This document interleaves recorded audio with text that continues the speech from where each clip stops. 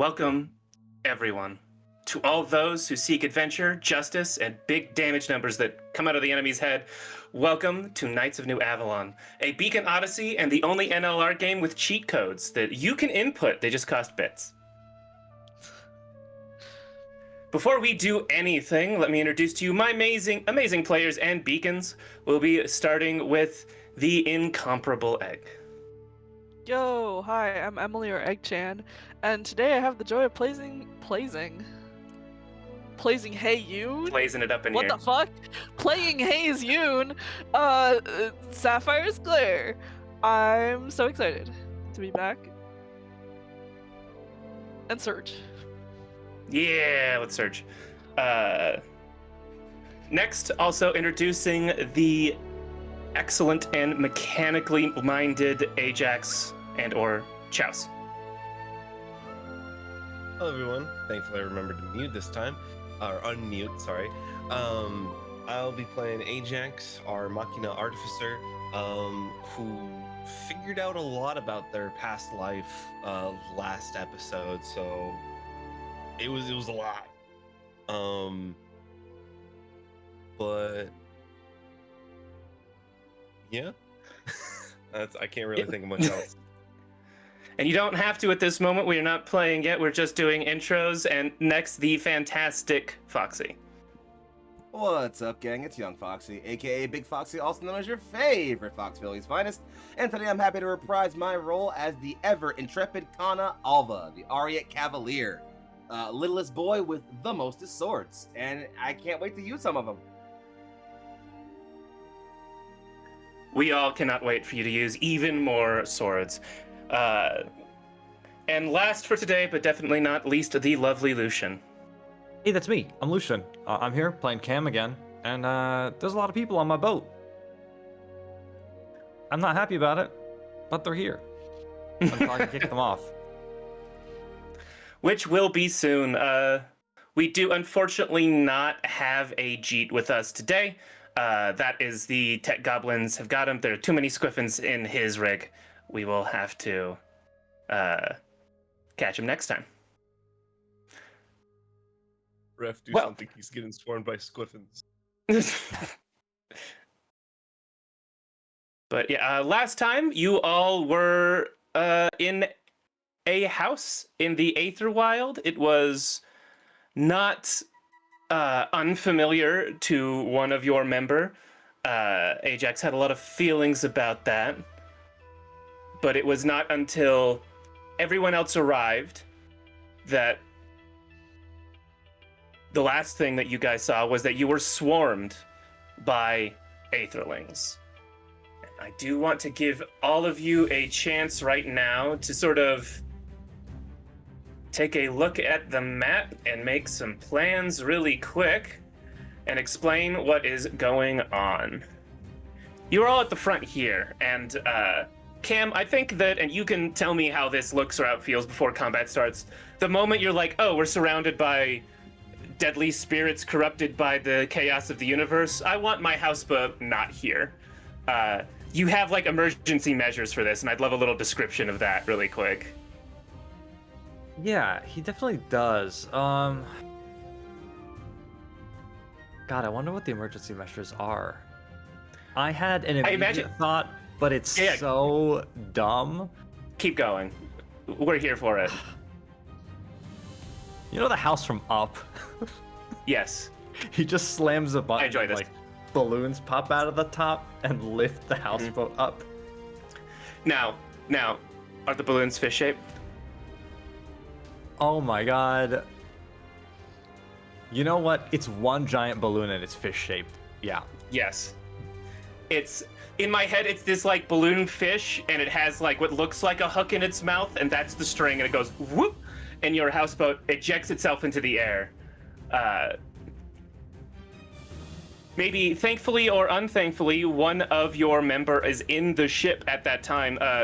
Culmination Crim was sitting in the ship, was sitting in your houseboat when this happened, and is now ejected into the sky and is not part of this combat. I think you hear vaguely like, hey, wait! Ah! Oh no, friend Krim. They will miss the fun. That they will. So this is what I have for you. The giant circle up here, that indicates the place where you can start basically setting up or like culling a rope to come down so that you can just escape this combat. If that's what you guys want to do, every one of you does need to be there at some point. If you all want to escape, one of you could escape without the rest of them if you really wanted to. Even I'm just gonna let you guys do that if you want. However, Ajax, there is one other secondary goal that perhaps you can convince your teammates to help you with. You have come to learn more and more about like these etheric spaces, these worlds, these the dungeons, like the mini dungeons you are in. And also the device that you have like put into your chest to hold stuff. You think you could take this house with you? Or like an echo of it? You think about data and you think about how you could like optimize data, and you think about like the shape of this place and you're like, yeah, I could make a perfect like replica copy of this, scan it in, and literally physically recreate it bit for bit, molecule by molecule later if I wanted to. You could save file, you could zip file this shit. However, you are muted. Pulls up a giant 7-zip window. Yeah. However, that will require you or someone helping you to set up like magical nodes at each of these 4 places. I've given them health bars, but that's more once you have them set up. They can only take so much damage before they have to be set up again. It's gonna require you to get the paid version of WinZip. Did you ever pay for WinRAR? Subscription required. No? Hell. Straight to hell. Straight to jail. When you don't pay for WinRAR, this is where you end up.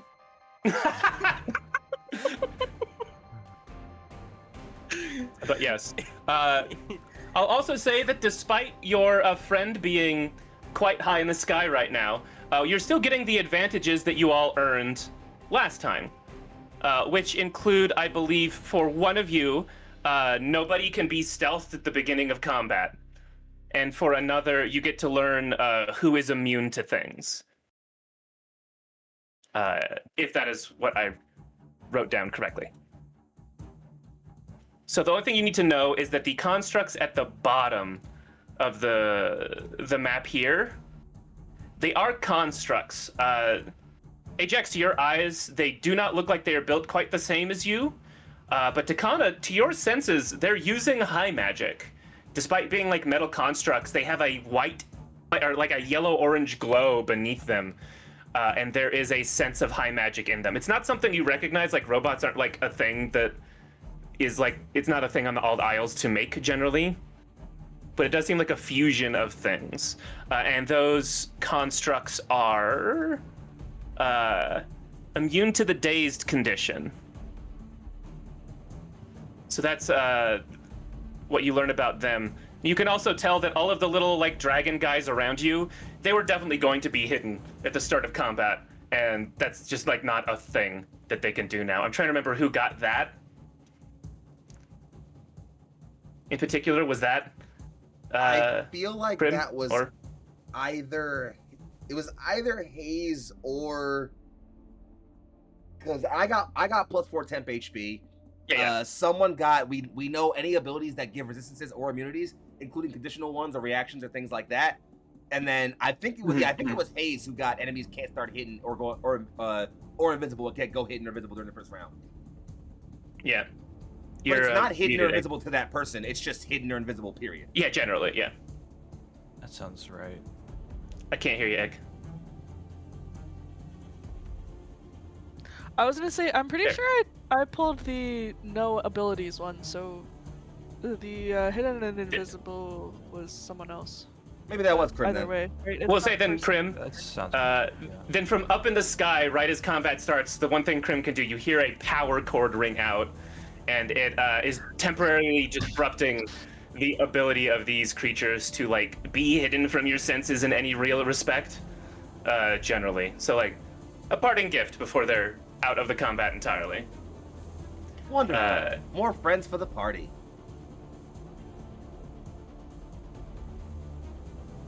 And so I'll say, The rock don't stop. I'll say, let's start this combat. Here we go. So, round 1. I'm sorry, I am trying to get all the phase. Yeah, phase 1. Defend, refresh. Anyone doing anything in that?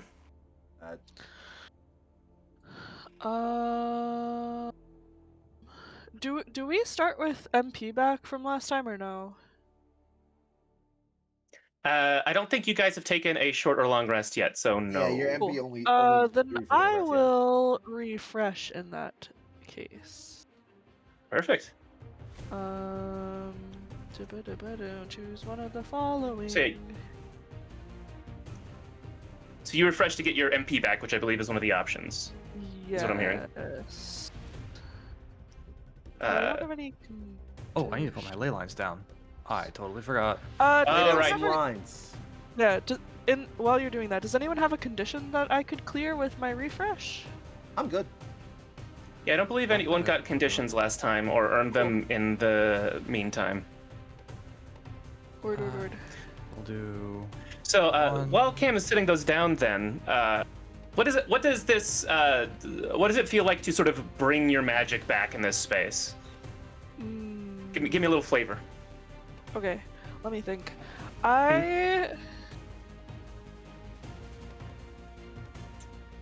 You are in the Aether Wild. Like, as much as this looks like a yeah. solid place. I imagine it's very like communing with the souls and like kind of like meditative sort of to like refuel. I wonder, like, part of me is like, oh, this is like different though because this place is so old. But I will say it doesn't if feel you older keep it to wild, you. Yeah, I'm just like, Ajax lore, baby. You know. Ajax, you know. empowered by the lore. I think it's also like sort of bringing this magic in is when you specifically can sense, and everyone around you can sense that these constructs are immune to the dazed condition. Word. Okay. And then, I would also like to minor action to what's it called? Summon a tombstone. Yeah. I forgot the words for my things, but you know what I mean. We understand. We understand. Not loop. I would like to. Sinister let's measuring. see, All right, I'm good. Over here, probably, and then. Quick, everybody, draw or your maybe, lines. Like here. I think I'll. I'm just measuring. Don't worry about me. I don't draw lines. I just move in them. I don't have to draw. I just have to count. 1, 2, 9. Listen, not 9 yet, but we'll get there. And then I will move. 1, 2, Yeah. 3. I'm in the Perfect, right in the middle of that square. I'm in the zone. Perfect. All right. Anyone else doing something on 1?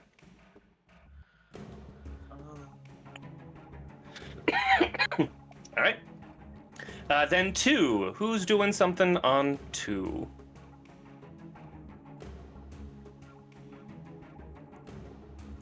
It's not an action I want to nobody? take, but I will narratively say that Kana is like manifesting twin like short blades and hard light, kind of holding them reverse grip, kind of standing back to back, and kind of looking around like, all right then, friends, what is the plan?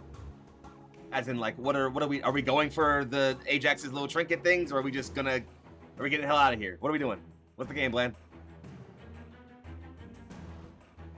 Yeah. I'll give you this moment to sort of chat before I start making moves because I got someone that goes on too. Ajax would definitely want to get these sigils down. Then you should say that. For sure. Yeah. I'm trying to figure out how Ajax would word it. While you're thinking, just to make sure I understand, the sigils are the blue circles with the 2020s? Yeah, those are the health represents how much health it has after you guys set a sigil down. And it is sort of like a magic like it's just like a spell that I think any of you can do when Ajax directs you. And then once it's down, you do have to protect it a bit. Okay.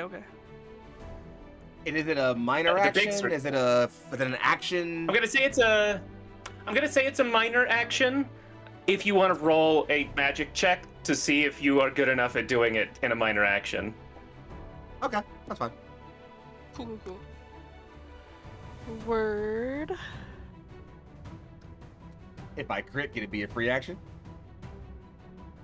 If you crit, it will be a free action. Well, hold on. Is your magic not -1?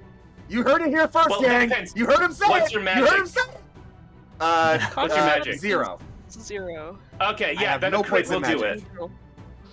If it was a -1, I would say no, but at 0, I will let you do it as a crit. I've got no points in magic. Fair enough. I don't think you can have negative magic unless you have like a racial trait that gives you negative magic. Or I guess a class stat could modify that maybe. I don't actually know. I will say, if the total is 20 or higher, it will be a free action. So for Con, it's got to be a crit. But people with higher magic, it could be slightly less. Listen, gang. This is And, Beacon. Any 20 or higher is always a crit, no matter what. Yeah, and so it's got to be higher than a 10 when you do it. Otherwise, it's going to take you a whole action to finish. That seems fair.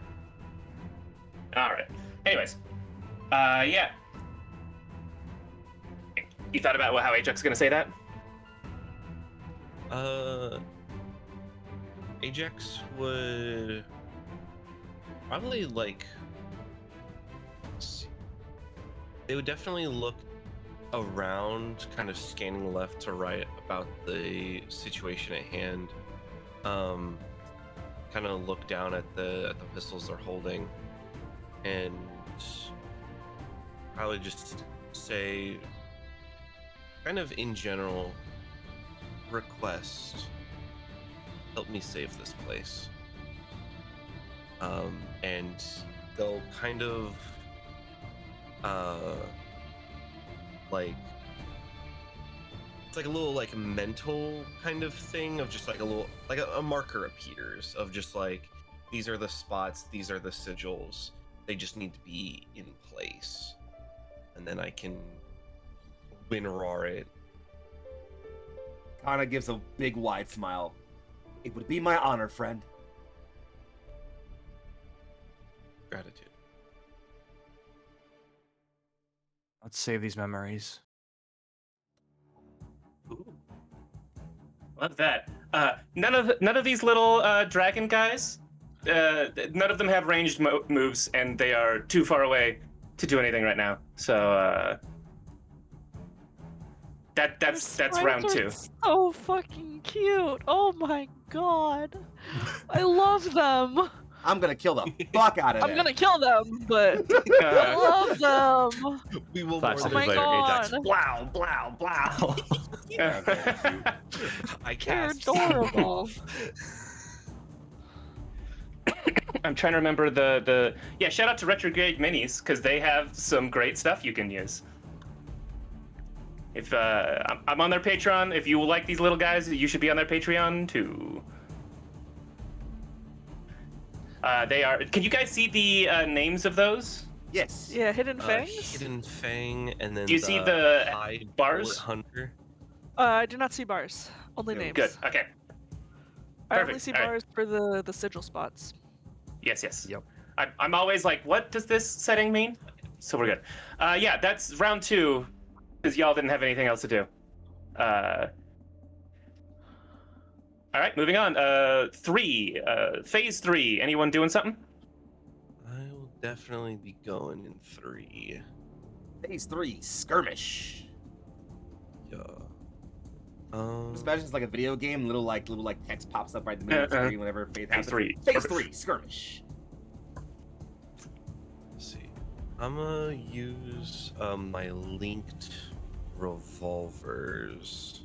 Ooh. To go after this guy and this guy. I've decided they don't realize they're not hidden.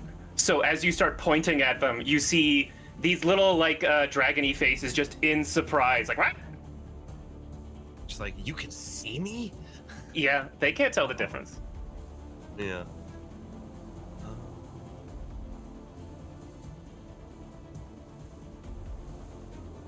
To hit, that's an 18 on the first guy. We'll have that one be the one closer to here. And second guy, that's a 16 to hit. All right, that definitely do not have the dodge to avoid that, so, or the A defense, so it doesn't matter. Then damage, let's see, for D6 is a D3, a 3 is a 2, correct? And a 3, yes. So 5 damage on the first one. And the first one, remind me, was this guy down here? The first guy is up by the building. Okay. And that's... So that was -5, you said? Yeah, -5 on the top guy, and -4 for the lower guy.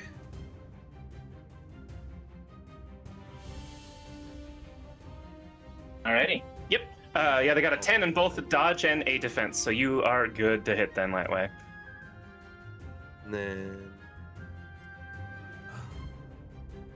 I'm gonna move here and try and get this sigil down. For that minor action, if possible.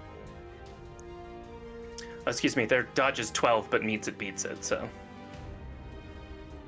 I love it when meets beats. Yeah.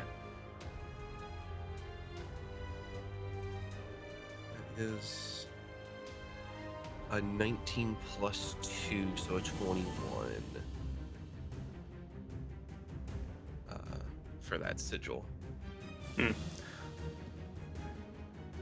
if it's more than 10, you got it. If it's 21, then it didn't cost your bonus action, or your minor action. Really quick, what's soft cover do? Add the difficulty. All right. Well, we'll have to remember Soft that. cover You adds technically 2. had a difficulty on both of those because you are beyond range 3, and they have a concealing cloak. It's fine. We'll just take what you had. When making, well, because for me, I have aim with heart. When making ranged attacks against targets within scope, I can ignore up to 1 difficulty.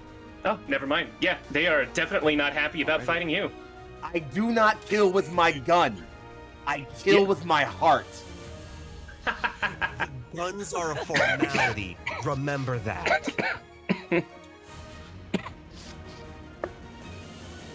Alrighty, yeah. So, did you want to do anything with your minor action then, since you rolled so good? Let's see. What can I do with minor actions?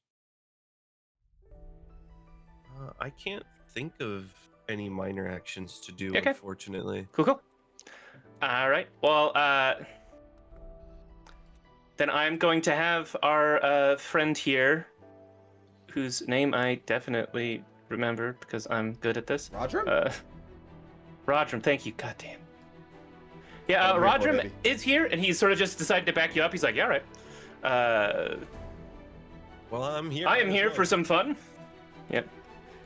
You have defended me, and I shall defend this strange building you seem to care about, my friend Ajax. So yeah, he's gonna move up to 5 towards this guy in the corner you've already attacked. And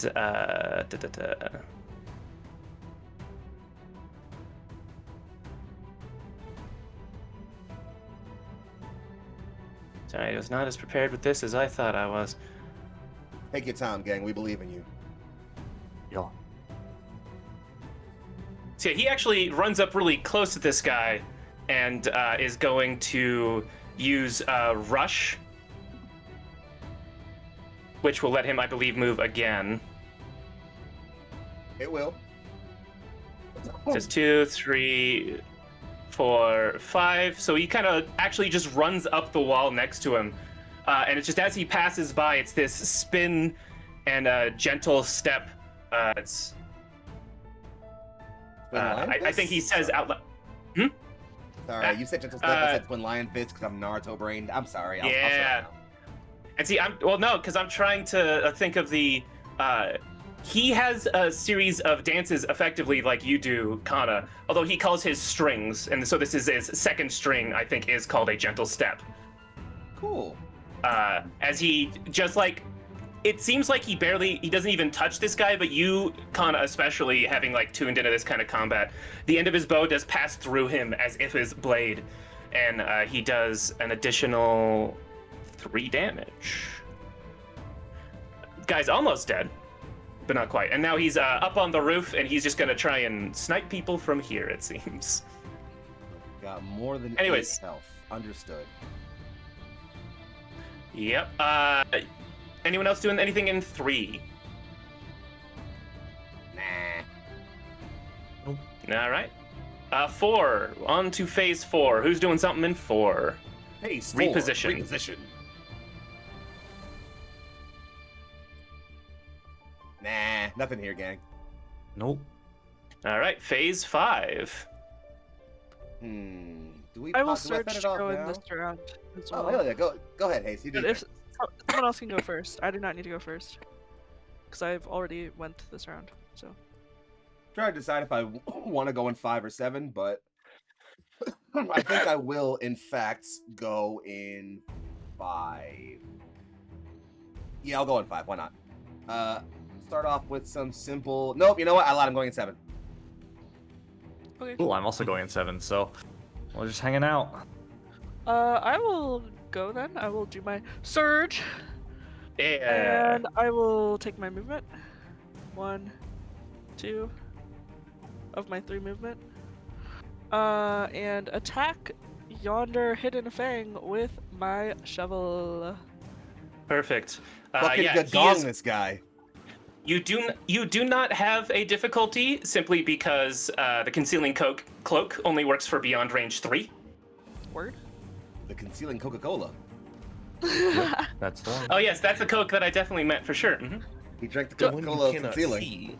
This is D20 plus grit? Yes? Plus, yeah. Yeah, Plus your, unless you yeah. have any advantages here from abilities or accuracy, excuse me. I don't think so. Alright, 20 plus 2 is 22. Woo! Yeah, it's gonna hit. That is a crit, right? Because I rolled a 20 It on the is. die.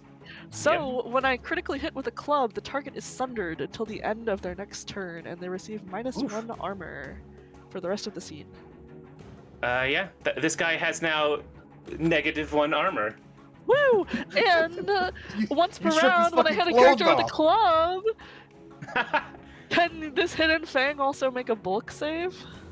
They fucking field He- strip the enemies. Brad, do something for the love of God. Nikki! It may also surprise you to learn that the tiny rogue dragons have a -1 bulk. So, Oh, right. well, that's still a 16. I roll. Do I roll against? No, you have a for save bulk target. Nah, it's just or- whatever you say Yeah, your yeah, save target is. Save target is 12, Probably so 12. you would pass. Yeah, so he All does good. pass that one. He All does good, seem all surprisingly ready to get bonked real hard.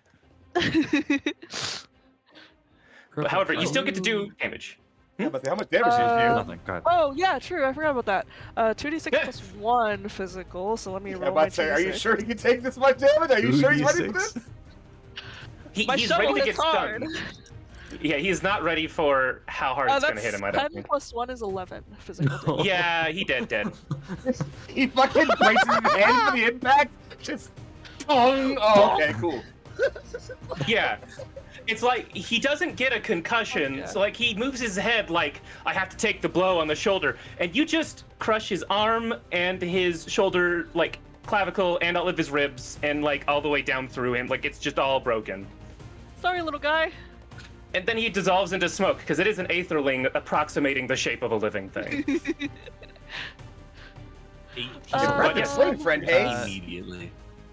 Hayes, are you bloodied? I am currently bloody. Okay, Yes. I'm gonna spend a mana to use my quick stitch reaction, to give you 1d6 health back Oh, at the fuck start of your yeah. turn. Thank you, my goat. That's a 5. I do love the imagery of like, I get 5 health back. Yeah. yeah. Woo! That's a I do lot. love the imagery of, and maybe this is me being like a very fencing person, but when we were like demonstrating, when we're not practicing, of like, oh, I was doing this or this, we'd use like 2 fingers, right? So the idea of Cam doing that with a fishing rod, but just like making a pull back motion, and then the string just appears and stitches closed wounds. Yep. You know, I gotta. I do like that it just whoop. Before I say this joke. Yeah. Let's see.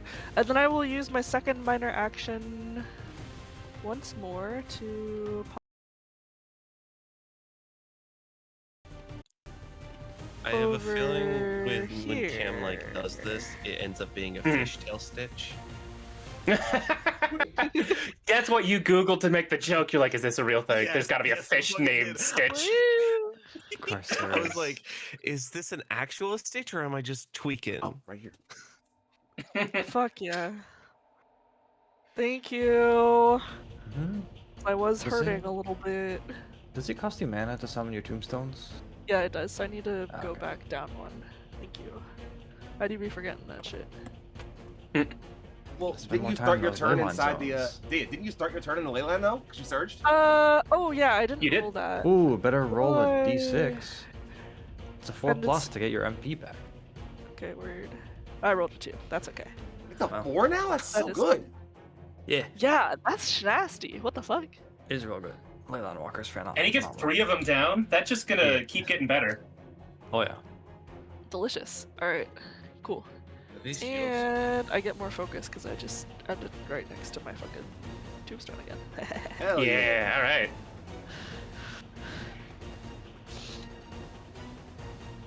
Alrighty. That's it for me.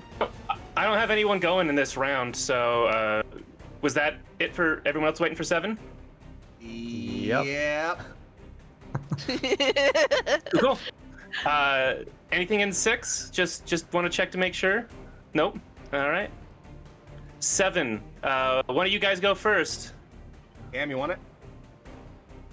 No, you go ahead. All right then. Let's start off with. Well, first off, because of my my patented rollout talent from Traceur, I get to shift 1 start of my turn. So I'm gonna shift right here, start of my turn, and go ahead and make a little magic save, or a magic check. Hey Tate, you mind if I apply either? Can I apply my overwhelming font of high magic background skill here? Yes. Sexy. I'm gonna take a d6 on this. Which gives me the crit 19 plus 1! Yeah. Damn. Yeah. You get it. Okay. Yeah, so it doesn't take you a bonus action. Kana, Ajax basically just projected to everyone, like, this is the spell that has to happen. This is the important part.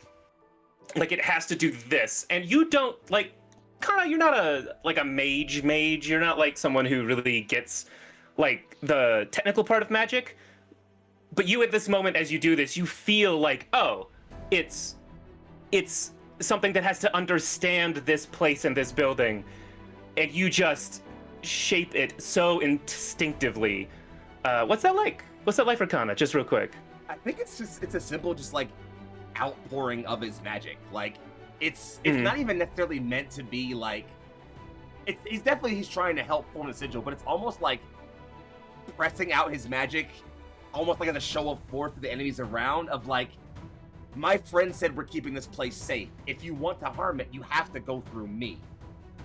Mm-hmm. Yeah, it's instinctual. You can feel that you're so close to your, like, home islands. You're basically inside your own realm, or you're so close to it.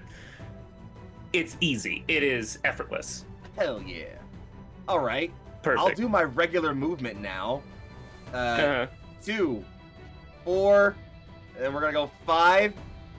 Can I do it again? I'm gonna say it's definitely gonna take a bonus action, even if you roll super well. Oh, then fuck it. I'll just use the minor action to do it then. That's fine. Yeah, sorry, the minor action. Yeah, you can still use the minor action to do it. Yeah, though. I'll just use the minor action then. I don't need to dance right now. It's fine. Mm. I'll take that minor action and just go ahead and pop that one off real quick one time for the one time. I'll green mark it for you. Don't worry, gang. And then I got one space. I've got 2 spaces of movement left, actually. So we're gonna go 1 right here. And hey, buddy. Actually, no, I lie. Actually, you know what? Fuck that guy. I'm gonna go use my last spaces and go 1, 2 right here. And we're gonna do some fighting. Sounds good. So we're gonna start off with my linked gunblades. All right, this is 7. That means you got a lot of shit you can do. Yeah, I've got a lot of things I'm gonna do right now, friend. So linked gunblades, I'm also gonna spend 1 mana for each one, so I can also use their range profile.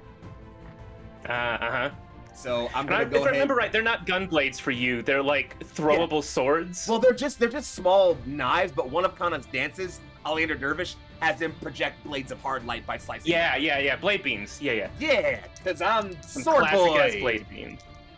Hell yeah. So here comes some attacks at you, Legally by the way. distinct from lightsabers. Do not Exactly. come at us, Disney. First one is gonna be just a d20 plus my grit. That's cool. That's 13. That'll get him. Second one comes the other guy. That's a 15. That'll get him.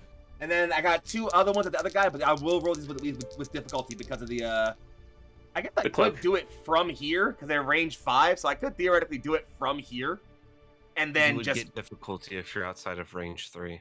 Oh, you're right. Yeah. I mean, I get that anyway. So yeah, I'll do it from here so I get the 1 difficulty rather than 2 for being engaged. So technically I'm right here doing it, but then I move in and do the other attacks or whatever. Here comes the 1 difficulty for the attack roll. First one is it's a 19, but I am taking away 6, so it's a 13. That still is gonna get him. I'll take it. And then for the second one, They got 12. that one, actually that one will hit too, because that's what's that? It'd be 13 minus 2 plus my grit. So it'll be 13 minus 2 for 11, plus I have grit 2, so it'll go up to back to 13. Yeah, I'll get him. Cool. So let's roll some damage. It's going to be 1d3 plus 1 for the melee guy, and then just 1d3 twice for the for this guy here. So let's go with the melee guy first. 2 max rolls, double swords. That's 4 damage twice for 8, 10. And then for the other guy, Or 10, 8. sorry. 8. It's 8. Because it's 1d3 plus 1. Yeah, okay. So it'll be 3 plus 1 each time. So 4, and then 4. Other guy just takes 2d3. He only takes 4 damage. Alrighty. Don't your what is it when you roll a d6 your 6s explode? Nah, it's only for the special sword. Oh, only Yeah, the it's the special- big guy. Imagine if not I the had that all- on everything. Fun fact, I can do would that next be- level. Yeah, that's gonna be OP as shit. Yeah, next level I can. Hold on, actually, I'm wrong. I can in fact have that enchantment on 2 separate things, which is why I have it on my Phantom Armory too. Speaking of which, Phantom Armory time! Something tells me this guy in front of you, he's dead as fuck. Probably. So here comes that. It's gonna be a 13 plus a 4 for my accuracy plus 2 more. Yeah, that definitely hits. Cool. I do 1d6 plus 1 physical damage. If I roll a 6, you it kill him. explodes.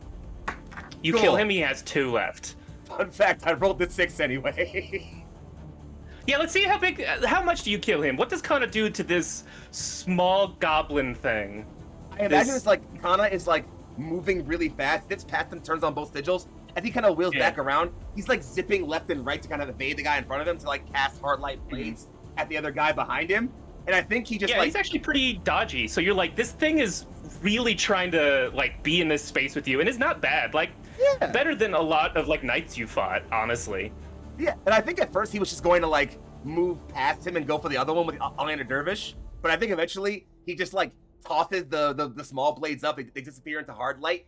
He pulls behind him and draws like a Kana sized like main sword, spins it, and just is like, ink dance. jagged fangs, and like as he like swings the first sword, you see that he actually has the second one in his other hand already. Cuts one, stabs the other one, and just like pulls through. You were fun. I think the reason even that you really get him is that you toss the knife up in the air. This thing like instinctively knew weapons gone and went for the neck in that moment. And you're like, nah. Fun. I like with both guys. Of them. Just clunk. I like these guys. Cool. You got other bullshit to give me? I'm gonna search. That's another turn. Hit that. Oh yeah, well, I'll let Cam do his thing first, and then I'll search. Well, first, one of these guys down here. True. Oh yeah, this right. one. You see, they have these like they look more like what we'd call like a sci-fi blaster than a gun. So when I say this ability is special bullets, it's more like you see the color shift, like from their core, a different color shifts into their gun, all the way down their arm. And this one's going to be this is special bullets stun. As I'm going to make sure I do -1 to his mana, because that's really important for this guy. And then he is going to take a shot at you, Kana. Depending on the outcome here, my tombstone can interpose if you would like. I also have a quick draw. If you'd like. It's going to be a 12 against your dodge. Or no, yeah. You are tier 1 right now, still at level 4, yeah? Yeah. Yeah. So that is a 12. You are taking 5 damage and must make a bulk save. I would like to not make a bulk save. The damage I don't care about. Okay. So yeah, perhaps. Cool. Let's see. Where's the information about interposing? Yes, they may spend my focus, so I can spend a focus and go. So the tombstone, I assume, now has to make the bulk save, which I don't know how that works. Let me see. Does it? It gains HP, can move. Does it have information about? I don't know. It's probably just rolling a flat roll then. Oh yeah, true. Yeah. That would make sense. Boom, boom, boom. How's a 15? That is going to pass. Whoa! So it is not stunned, which I don't know that it. I'd assume that just at the end of Hayes' next turn is when the tombstone would get unstunned. Is how I'm going to rule that, unless there's another rule about that. But it's not stunned. So yeah, the tombstone comes up and it takes this sort of laser bullet instead of Kana. And unfortunately, I did not. That's 5 damage because it takes. Okay.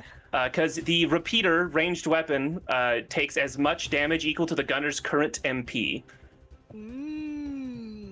Oh, I've used That's gunners cool. before. These are fun. Oh, that's fun. I like. Yeah, the gunner is a fun archetype. Honestly, we're gonna see some more of this archetype in different creatures. I'm telling you right now. Anyways, slides over and gives a nice big wide smile. Thank you, friend. Happy to help. That seemed not pleasant.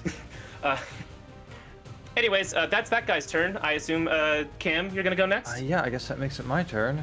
I'm going to use one of my attacks to attack, let's see, this Hidden Fang with my sewing needle. Yeah, go for it. It's range 5. You do have a disadvantage being out of range 3. Okay. Then that will miss. Yeah, definitely. Okay. I'm also going What'd you to roll? move. Reroll table? Reroll table? It's like a 2. Reroll No. table? You could. Oh, good point. You don't have to. Yeah, You why could. not? I'll reroll. I'll take 1d3 stress. I rolled a 2 actually. Forgot. Hey. D6. All right. We'll reroll. Hopefully a better number this time. I believe. That's a 7. Oh. Well, Not by much. Well, doing his.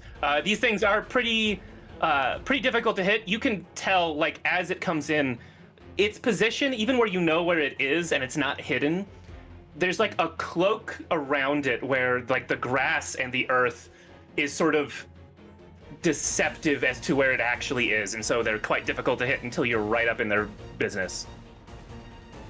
Alright, then I will move my 5 here, and I'm going to use Storm Surge. Yeah, range 12, and I'm gonna put a line 4, I guess this way? Mm-hmm. Alright, so that's an etheric indirect attack. So that's gonna be, that's a 21. Yeah, it's 100% gonna fucking hit this thing. Alright, so it's pushed to the furthest free space within the line. I'm also gonna spend 1 MP to force it to make a bulk save. Alrighty.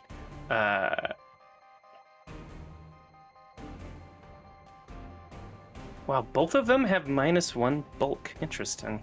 you picked some fucking twinks for this combat. I guess, yeah. Yeah, that's 6. So the gym, what happens fuck with? nigga. Sorry. They fall prone. I want that twink obliterated. They did also take 2 stress just from getting hit by the attack. Righty. Yeah, I don't think he has anything about stress. So, yep, 2 stress, and is prone. And I need to come up with the good. I need to figure out what is a good symbol for that. That one. There's a little guy falling over. Perfect. Alright, that's my turn. Alrighty. I'm gonna say this guy is going now, and he is doing the same thing as his friend. Specifically attacking Kana. I'm starting to feel targeted. You are both dangerous and in range of a lot of guys. So, Right where I want to be. this is fair, actually. That's a 16, 17, 18 to hit. Certainly hits me. I would Mhm. like to use quick draw. Shablam! Ooh, what does that do? A character within range or reach of one of your weapon's attacks affects you can attack them with that weapon before they roll the attack. Okay. Yo, imagine I'm if you gonna killed do him that. before he dies, before he gets to shoot me. I'm gonna use the Widowmaker. Ooh.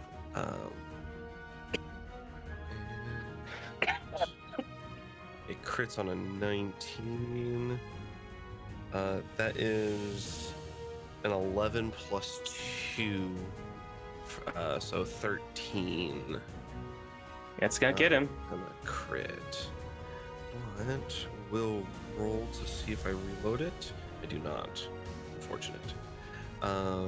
That's 3d6 physical damage. Yeah. Roll that damage. Let's see how this goes. A 3, a 5, and a 4. So like 12? 12. Yeah, you take him out.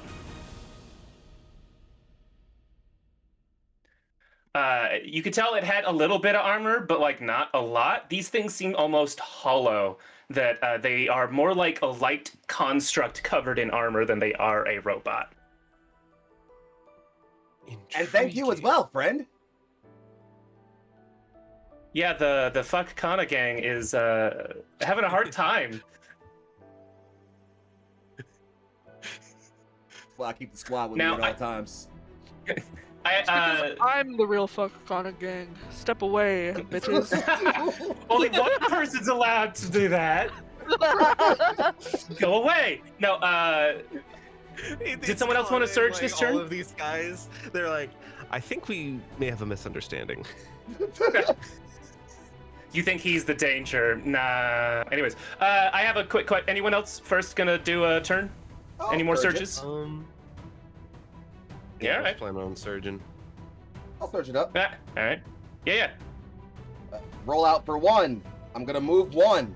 Hey gang, let's have a little fun, you and I. Actually, if that sounds cool. I'm thinking it's just gonna be the old-fashioned classic, the Phantom Armory. It's a new turn, so I Seems get an fair. accuracy for a main weapon here.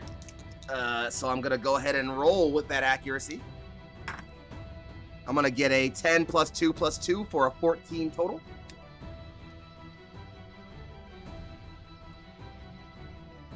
Tate, 14 total. Yeah. Sorry, that hits. Cool. Here comes the old D6 plus 1 damage. That's another 6. That's a 3. So that's Yeah, he did. 10 total physical damage. Yep, he did. Cool.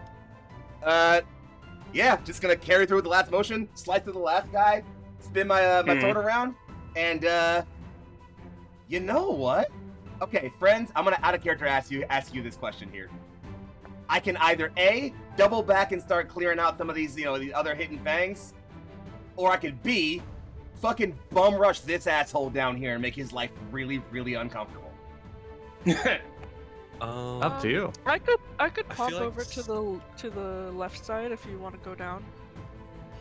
Let's do it then. I'm going Okay. down. You're gonna psycho pop right now? Where was the guy that you just killed? Right in front of me. Right there. Okay, cool.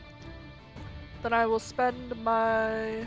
Wait, am I allowed to do multiple reactions? It's one If they're per different round. reactions? It's one per turn, like per phase. So as long Yeah. as it's a new phase, yeah. But you did use your reaction to Oh, move okay. this over here, right? Yeah. So I can't... Sorry. actually do it. It's not one per phase. It's one per turn. This is like Yeah. Lancer rules. My bad. Right. So, what does that mean? So yeah, this is a new Then turn. you're good. It's new turn. Oh, okay. Oh, word, okay. Cool. I thought it was once per round. Nah, Yeah, some it reactions says- if the reaction says once per round, you can only use that reaction once a Yeah. round. Oh, okay. Okay. So you pumping? Yeah, I'm pumping. I'm just looking at how much Pump mana your, it costs. pump your shit. 1 mana. In my head, the sound effect for this spell is pump. Pump. Like in the comic, it just says pump. It's POMP. Yeah, pump. Yep. It's like Nightcrawler's bam. Pump. It slices the guy in half. Let me Does pump the my full spin, shit. just like sees haze. Oh, hello, friend. Hello. If you'll pardon me. Good kill. We're gonna slide right past you.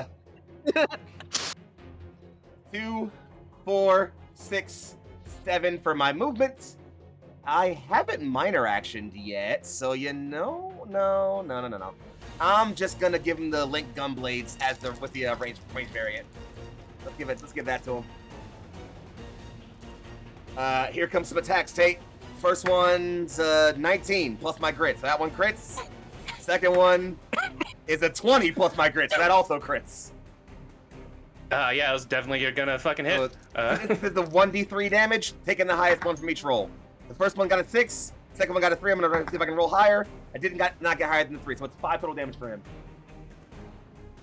Cool. Yeah, I don't see any reactions here, so we're gonna say, how much was that damage? 5 total. 5. All right. If you He have definitely armor, takes- it was 3 and 2. All right. Yeah. So that's. Sorry. I gotta. Because he has +1 armor, so that would be 3 total damage, I believe. Yeah, because it would be 2 and then 1. Yep. Yep. These things are covered in metal, so they do have 1 armor. Okay, I think that's it for me on my surge turn, because I already attacked, so I couldn't then use charge. So yeah, no, we're locked in, gang. I'm in the mix. Cool. So, last question, because I haven't looked at this condition. To not be prone, that just uses your movement, Yep. Yes. and that counts as moving for like all mechanical purposes as well, I assume. Yep. It doesn't count as a form of movement. Oh, but does It not. Okay. just takes. It Yeah, just it uses consumes. all of Yeah, it. you can hover over the status prone and it Perfect. tells you. Oh, you're so right. Yeah. Huh. Yep. Perfect. Anyways, so this guy stands up, and he's got some executive decisions to make. He's gonna shoot at Cam, actually. Okay. Bitch made. He's like, look, he's got to handle that guy, but you've got 2 more rogues on the other side that can get at Cam. That's their whole purpose. I'm gonna say, yeah. He also uses the special bullets ability, but instead picks special bullets dissolving.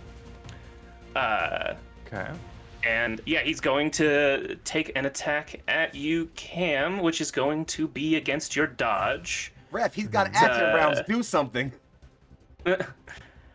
Which, yeah, that's 18. Ooh, that'll hit.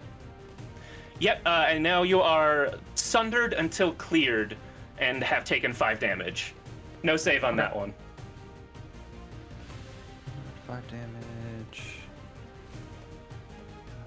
All right. Yep. Cool. And that's all you got. He doesn't want to move. He can't move. Sorry, is it sundered after the damage or before? I assumed it's after. It says on hit. Okay.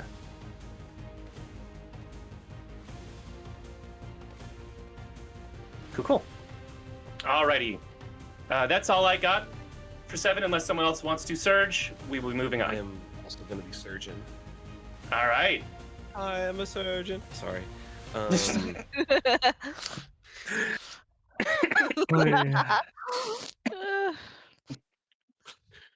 God, I need to start thinking about things before I say them. No, never. Oh, It's a joy. Ajax is gonna see that this boyo on the right Mm-hmm. took a shot at Cam, and they're going to start off. Oh, what's the roll for me regaining my MP? Because I started this roll. turn Yeah, in- you started there. Roll a d6 on a 4+. You get 1 mana back. Okay, that's a 3. Darn. Damn. But they'll still take the shot. Hey, I'm still shooting at you, though. I'm still shooting. That is a 14 plus 3 plus 2. Yes, go ahead. 19. Damn it, still not a crit. So close. So close. You gotta believe. That's all. That's the difference. Fox just believes in the dice. Heart of the cards, baby. Yeah. I fight for the honor and glory of Uh, House Davian, and that gives me the strength I need to roll 6s on these dice. And that's 2d6 plus 3 damage. So that's a 5, a 6 plus 3. Yeah, that kills him. Is that 14? Yeah, it kills him. You blast this thing Smooth apart. off. Smooth off. Ooh, his shit smooth And off, then- brother. It, as a detail, these things don't have heads. They're like headless armor. So you just like blast his chest apart or like blow an arm off, or I don't know. 2 in the titties, baby. 2 in the titties. It is. Rule number 1 is double tap always. Come on. And then I'm gonna take my 4 movement right here and around the corner and use my slug thrower on Yeah. this poor little guy that hasn't done anything. He does have 2 knives, and he looks at you with murderous intent. But you are out inside of his 3 cloak range, so it's much easier to hit this thing. You get that he is only not done anything because he hasn't had the opportunity. So I finally crit. Let's go. No. Yes. 18 plus 2. Yeah, that's gonna that get gives him. me a power die. Power Clunk. die. Sorry. And that's 2d6 physical. That's a 4 and a 2. And you know what? Fuck it. I'll spend the power die and add to the damage. Use it or helps lose if I it, roll baby. on the Spend table. them hoes. That's an additional 5. Yeah, that's because that was 6 plus 5. Yeah, you get him. Kablamo. 6 plus 5 plus 2. Maybe? I can't remember exactly, but he did. The 6 plus 5 is enough. He did. You put a hole from forehead to tail, just whoop, and then it evaporates. Yeah, and then I'll roll to And see then- if I reloaded Oh, it. yes. I do not. Perfect. All right. Anyone else want to surge? Is that the end of your turn? It is round 7 where the most bullshit happens. So like, Yeah. phase 7 is dump the mag. That's what phase 7 is. Phase 7. Alpha Strike.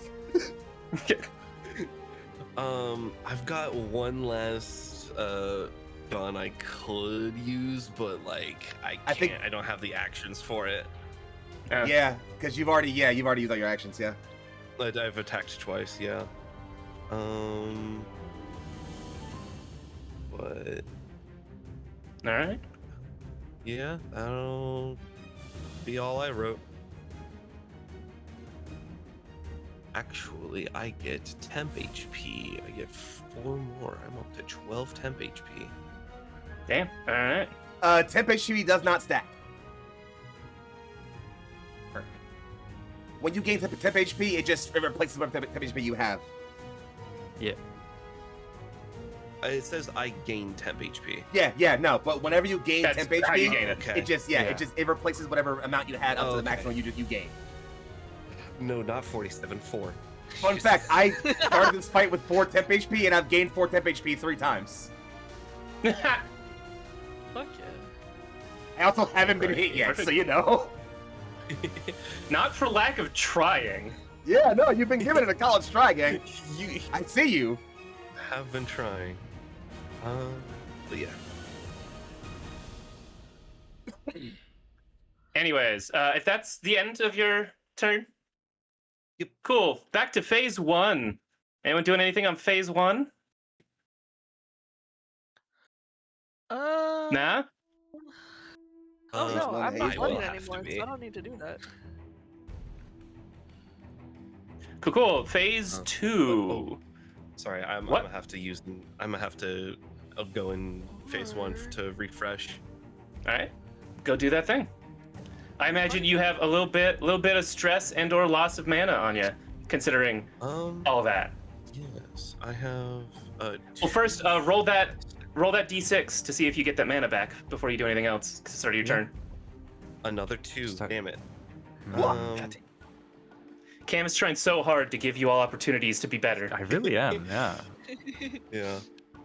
People. No respect so for I ley will- lines. Those 2 can't roll higher than a 3, and I don't sit still. It's all fucking up. So I'll regain all my MP and then reload all my reloads. Damn, all right. I just imagining all 4 hands just like rapidly going through every instrument you own, like Yeah. it looks like one of those compilations of crazy reloads, but like way fast. In one guy. One guy reloads 5 guns in half a second. You won't believe what happens next. What happens next is all the guns are reloaded and he shoots them all. Anyways. Anyone else in 1? Anything else you could do in 1? Doctors hate this guy. I mean, you can still move. Yeah, if you wanted to That move. is true. Yeah, I'm gonna move. Let's see, how far is this? Cool. You can make it next to it. Yeah. Plunk. And I'm gonna do my sigil stuff. I feel like visually, Ajax is kind of like holding their hand open, and it's like almost like Tetris in the shape of like Mhm.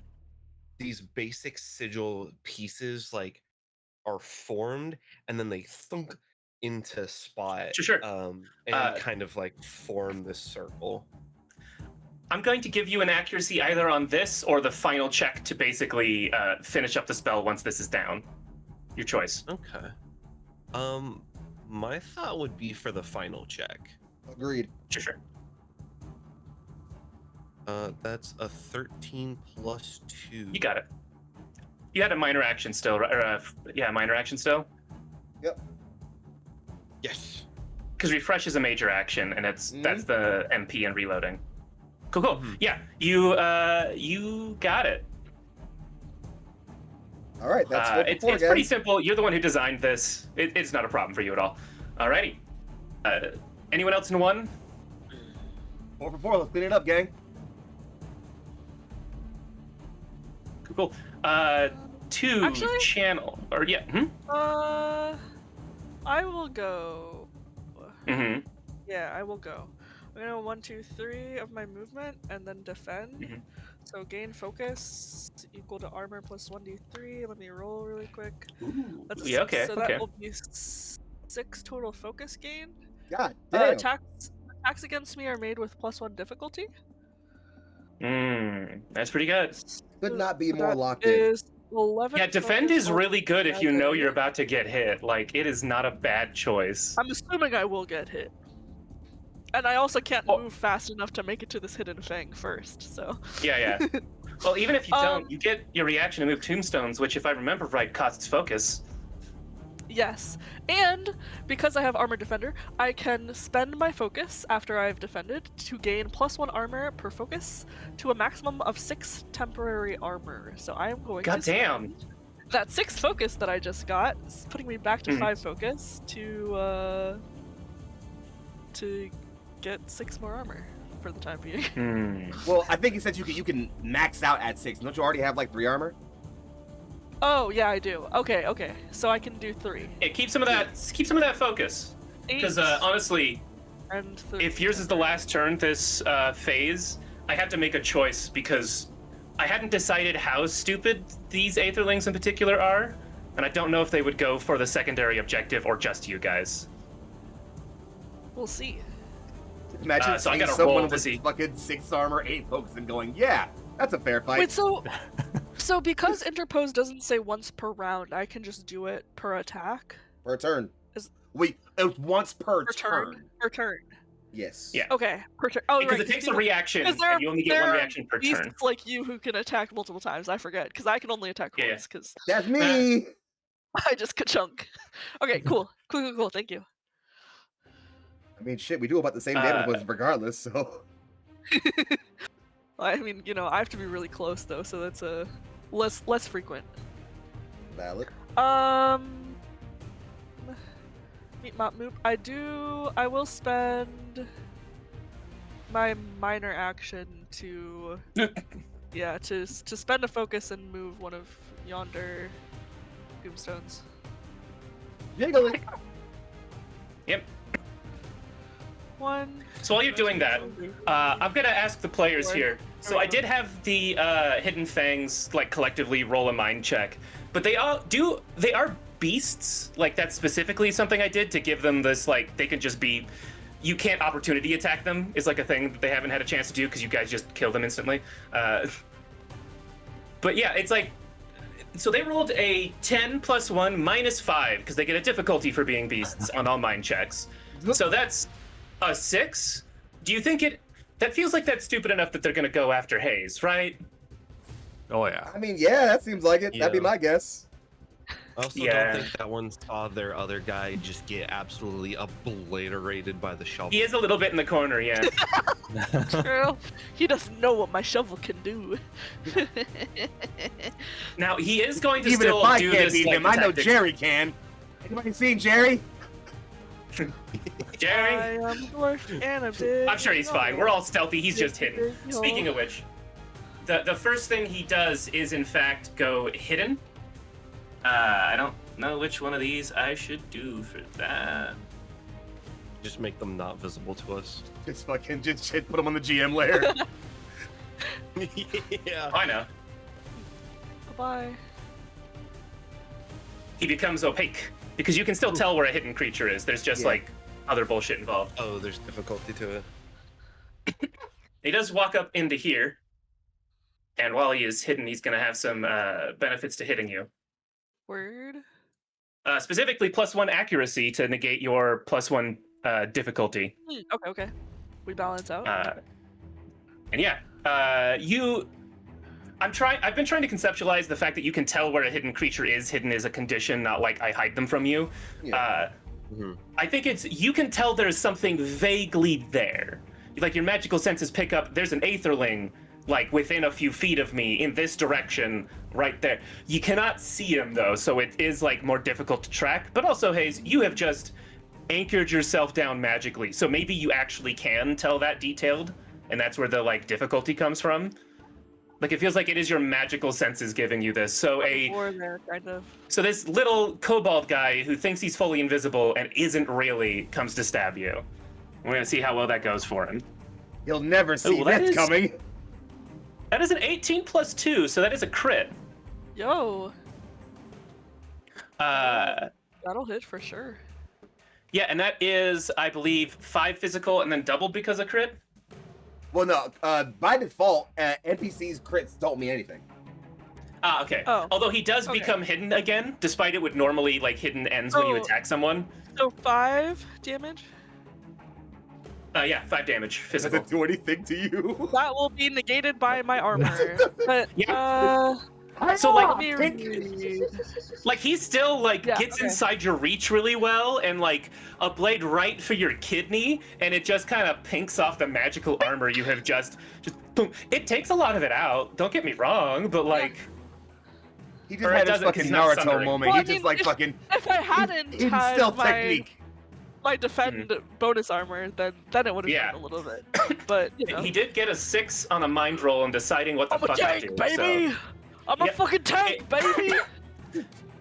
And you see that he keeps his concealment, this like magical invisibility, and so he's still hidden because of the crit.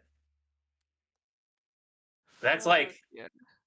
all he got. So anyone else going in 2? Past the side of Hayes, this baby can fit so much armor. It's really so much focus. True. I am so locked in, dude. You've never been more Magical locked in, Adderall, actually. baby. I'm so Adderall. focused. Me when I finally fucking remember to call my insurance so I can get my fucking ADHD meds, That's, dude. yep, I get that. Cool. Well, if there's no one else doing anything in 2, then the other guy is going to do the same thing, except against Ajax, because again, dumb. In his defense, this will probably go better, right? Yeah, he'll have an accuracy here. But Ajax also is Oh. very heavily armored and is immune to crits. Yeah. So, Well, oh yeah, what? I have a Hayes? question. Yeah, Can I yeah. counterattack if I didn't actually take any damage from it? what's the Because trigger it's for still counterattack? hit? You were hit mean, by you an got attack from a hit. character Then yes. within reach of one of your Yeah, opponents. you got Well, you got you hit. absolutely hit. can. Oh, Yeah. fuck yeah. Can I fight Yeah, back? do that first. Fucking- Yeah. Fucking gong this guy. Sorry, I'm a little slow on the clobbering rules time. here, so I'm like delayed on my. Now, I am going to have to Oh, find no. conditions really Reactions. quick, because... wait, hold on. Give Give me me a hidden rules. I got you. Hold on. Yeah, how does hidden? Hidden. Okay.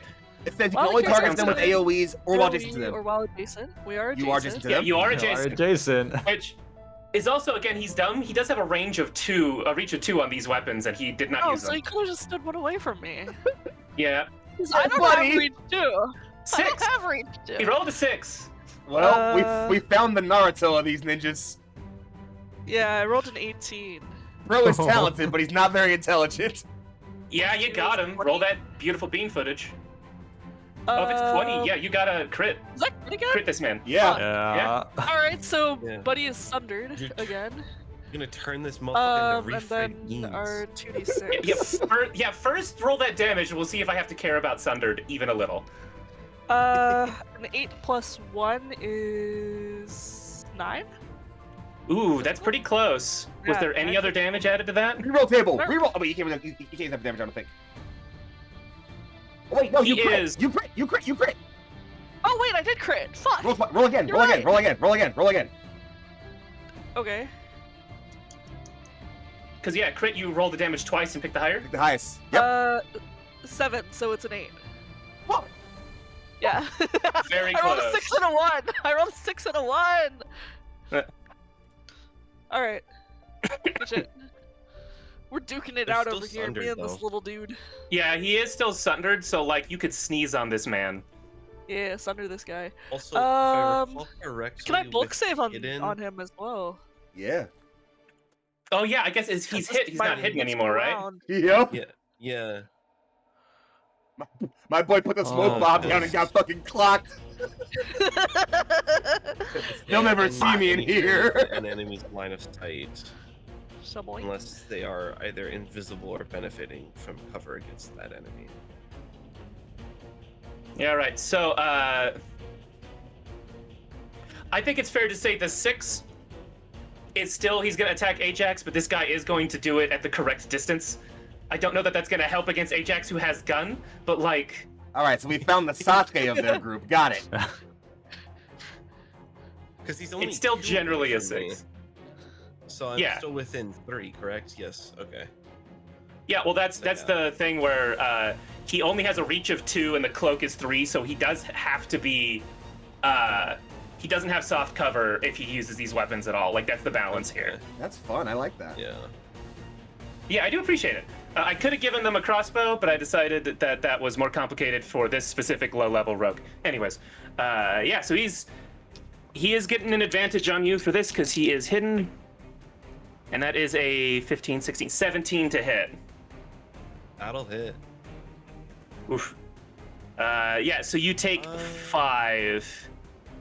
Huh? Let's see. When I Yeah, what is your dodge? quick draw, Uh-huh. so would I be able to just quick draw off of reloading from refresh? Yes. What's the trigger for quick draw? Okay. He's hidden. Yes. Quick draw is just a reaction once per round. He is hidden. What's you the can't- trigger for it? You can't attack him now. A character Yeah. within range or reach of one of my weapons attacks.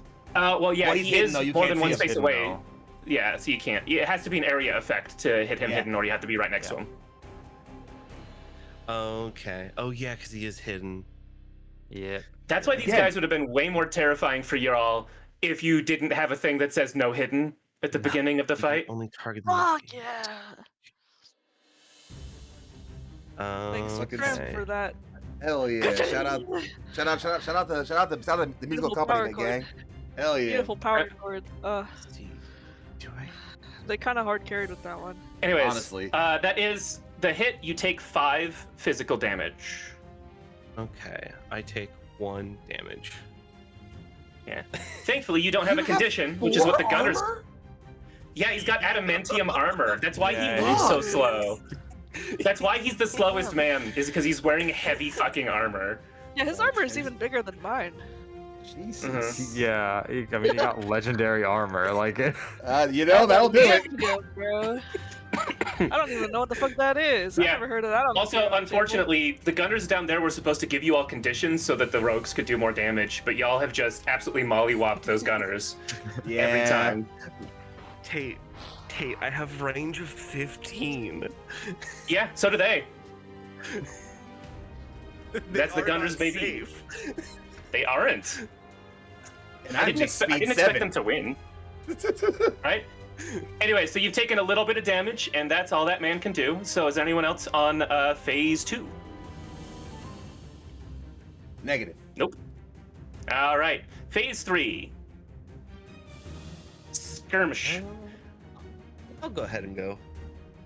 You gonna surge? All right. You gotta walk in a point blank. Yeah. Wait, that would be surge. Yeah. Ajax hasn't gone this round. he did. He refreshed. No, I Oh right, you refreshed. refreshed. You're right. You're so right. You're so right. You're so right. Mhm. Fresh as fuck, boy. So that- Oh wait, this guy is also not hidden because he did make an attack. yes. So I'm at 4 stress. Up. And I feel like Ajax has gotten the sigil down. There's like a ping. Actually, since I did get hit, I'll use block. I'll just gain 1 Hmm? dodge. And so I feel like So this the Mhm. ping will happen, and Yeah, this knife just, like, Ajax's armor appears. itself. Mhm. Yeah, like it'll it'll bounce off for the most part as Ajax's armor kind of has like a red glowing ripple that just goes around, and it kind of like tidal waves or like a wave pool kind of just continues around as like to show that his armor is going up, or like his dodge. Yeah. He starts overclocking. And let's see. Oh yeah, because no, he's no longer hidden. So yeah, I don't even have to. Ajax will just like look over, lift up the Lapua shotgun, and just just not even caring much. And attack him with that. That is an 11 plus 2, 13 to hit. Yeah, that'll hit him. And Only just, but that'll hit him. that's a 6 and a 4 for damage. So 10 damage total. Yeah, that's way more than he needed. You just shred this thing. Yeah. Yeah, I'm gonna say you could minor action sort of like finish the secondary objective right now. So I didn't know if there was I'd like any you to take a spot I sec. needed to be in. Nah, you've activated all of these. This is really about like, again, sort of scanning and making this digital copy that will let you recreate every tiny detail. You have all the scanners set up. You don't have to describe what that is yet. I think that's an interesting thing for us to sort of end on.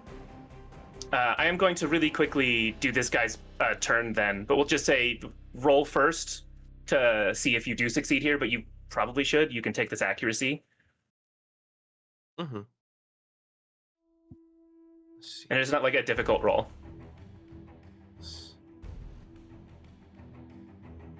That is a 22. Yeah, you 100% finish this. I'll say if you have a free action you want to do this turn, you can still do it. Activating anything. Yeah. Yeah. I mean, you have a free action. If you want to do that for your turn, you can still do that, but... Sorry, minor action. It doesn't use your minor action up, it's your free action. Okay. Sorry, I got that reversed. I'll So if do you that. have a minor action you want to do, you can. Yeah. I don't think so. I don't have many Entirely minor fair. action thingies. So I'd love for you to think about what this sort of like copying spell is like. You don't have to talk about it right this second, though. I think that's an interesting place to end, because we're about to. Because yeah, your archer buddy up here sort of just moves a bit and takes aim at this hidden fang and is just going to see if he can help finish off this fight really quick. Not so hidden fang, actually, it turns out. Yeah, it turns out, it seems, The surprise yeah, even though thing. it's like Fang. this guy is on the run, moving, and he didn't even roll super high, but he gets extra accuracies and a bunch of bullshit. You see him make this bow fully, and it changes shape slightly as it like seems like it's designed to do a different thing, and he just points it almost straight up in the air, and it's a 7-string falling star is just what he sort of mutters to himself, and an arrow goes up, and an arrow comes down. Hayes, you did not like really see this guy fire. You're aware of it. And so you're just facing this kobold-looking thing down, and an arrow just as tall as you impales it into the ground, and it vanishes. Arrow of hard light. Perfectly up and down, like no Holy contest at all. Moly. Yeah. Anyways, so what I'd love to do, because I think it works really well. Kana, you want to, whatever round it is you do things, because I imagine it's not going to be after 7. It's gonna be in 7. Do this final thing? Yeah, let's do this final thing, and then we can have Ajax copy it, copy the All right. building, and we'll say Roll it's out out. 1, move 2, and I think because Kana, as he's running up, is just like looking this guy square in the not eyes, and it's just like again like that resolute feeling of like, my friend Ajax has asked me to defend this place. You will not defile it. And like as he's like pulling from his heart internally, he's going to actually draw liberation, like this long, massive, wide-bladed, two-handed greatsword. Has like both hands, one handle in the middle, one hand kind of at the end. It's gonna come just charging straight at this guy. And yeah, we're giving him the old Masamune, gang. Give him the business. So first I gotta make sure I roll to hit this dork. York. I got a 12 on my attack plus a 2 for my grit for a 14. Yeah, it's gonna hit him. Cool. Here comes 3d6. You know what? I haven't blown any whetstone charges, so I'm gonna go ahead and blow that whetstone charge. So, Okay. Super dead. so that's Super dead. That's a flat 18 plus 2 damage, and then I get to roll 3 more d6s. Sorry, you started off with 18. Yeah, because I spent a whetstone, so I got 3d6 plus 2. That's Oh. 3 flat 6s plus 2. Okay. And when I roll 6s, Yeah. they explode. So I rolled 3 more d6s, which is gonna God add another 11 damn. damage. So that's I just 31 damage. you killed this thing 3 times over if it was full fucking health. Yeah, like Kana has liberation now. It's like charging straight at him, like skids to a halt and like starts dragging the sword along the ground almost. But like it feels like he's going to like pull up and split the guy in half, but instead he just like stops just in front of him and like starts dragging it backwards. The sword comes up in a long arc all the way around Kana's backswing. You can see him just have this like wide-eyed, almost like impish smile with his like eyes glowing bright gold. 14th dance, Spain, and just smashes down on where the crown of his head thing would be. The crown of the thing's head would be. You hit its shoulders. There's no resistance. Like there's space between its shoulders where its head should be. There's no resistance. You just like butter, like air. And then Cleaves through, it hits the ground simply- hard, light explodes. And it's like the hard light of this being does sort of explode and evaporate, and then the armor just like a pause moment and then clatters to the ground. I am Kana Alva of Lana, and my friends are my charge to defend.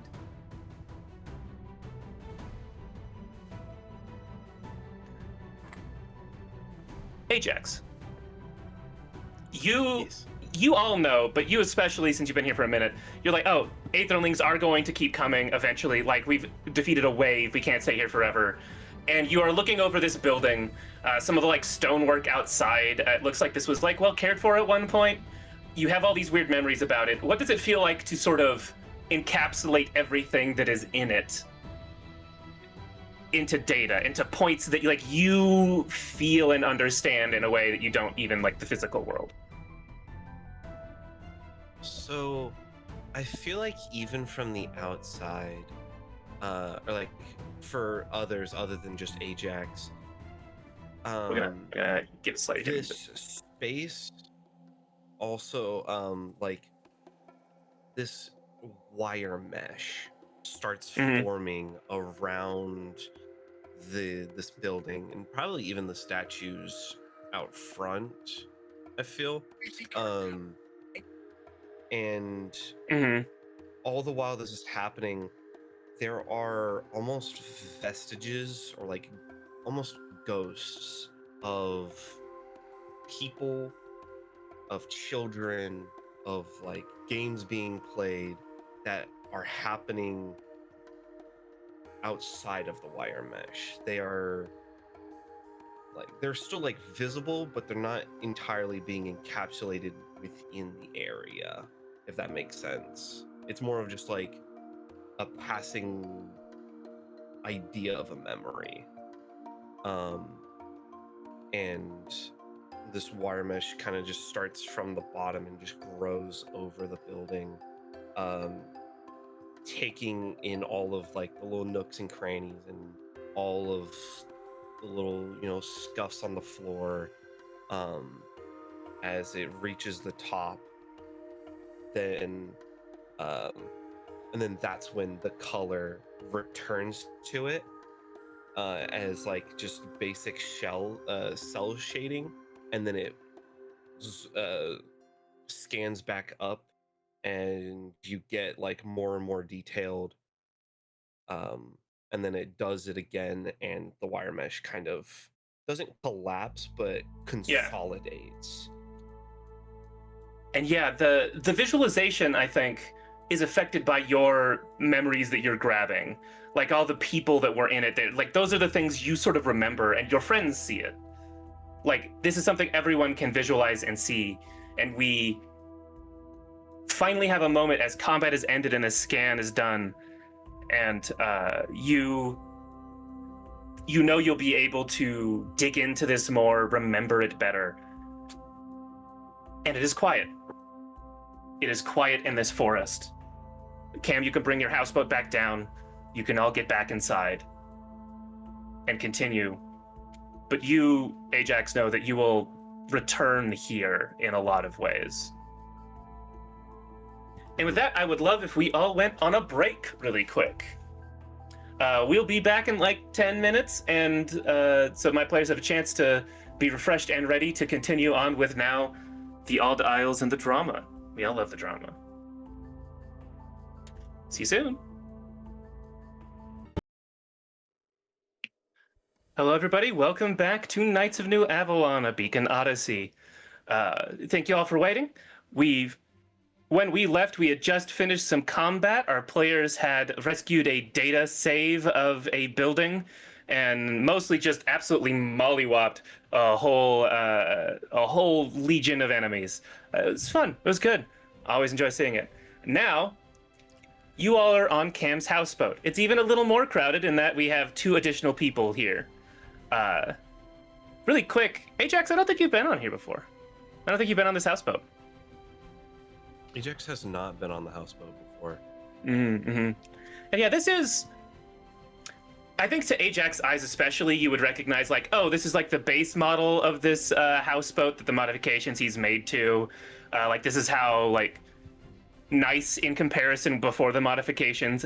That would probably come to mind first. It's like, in a lot of houseboats, it's like the length is a way you would measure like how expensive is it. So it's like 60 foot. It's pretty big. It's pretty nice. But you also heard the description of everything else in it. What's Ajax's impression of this place?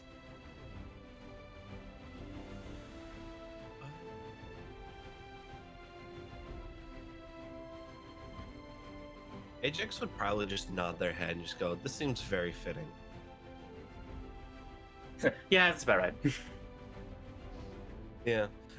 Like if Ajax was to like design a space that Cam would have designed for themselves, this is almost exactly it. Including the fish suitcase on the wall. Yes. Just Very like the important. trophies, and especially the layout and stuff. Yeah. Cam, how do you feel about how cramped this houseboat is right now? Where do you direct people? I want to know. The scene's a bit yours for a minute.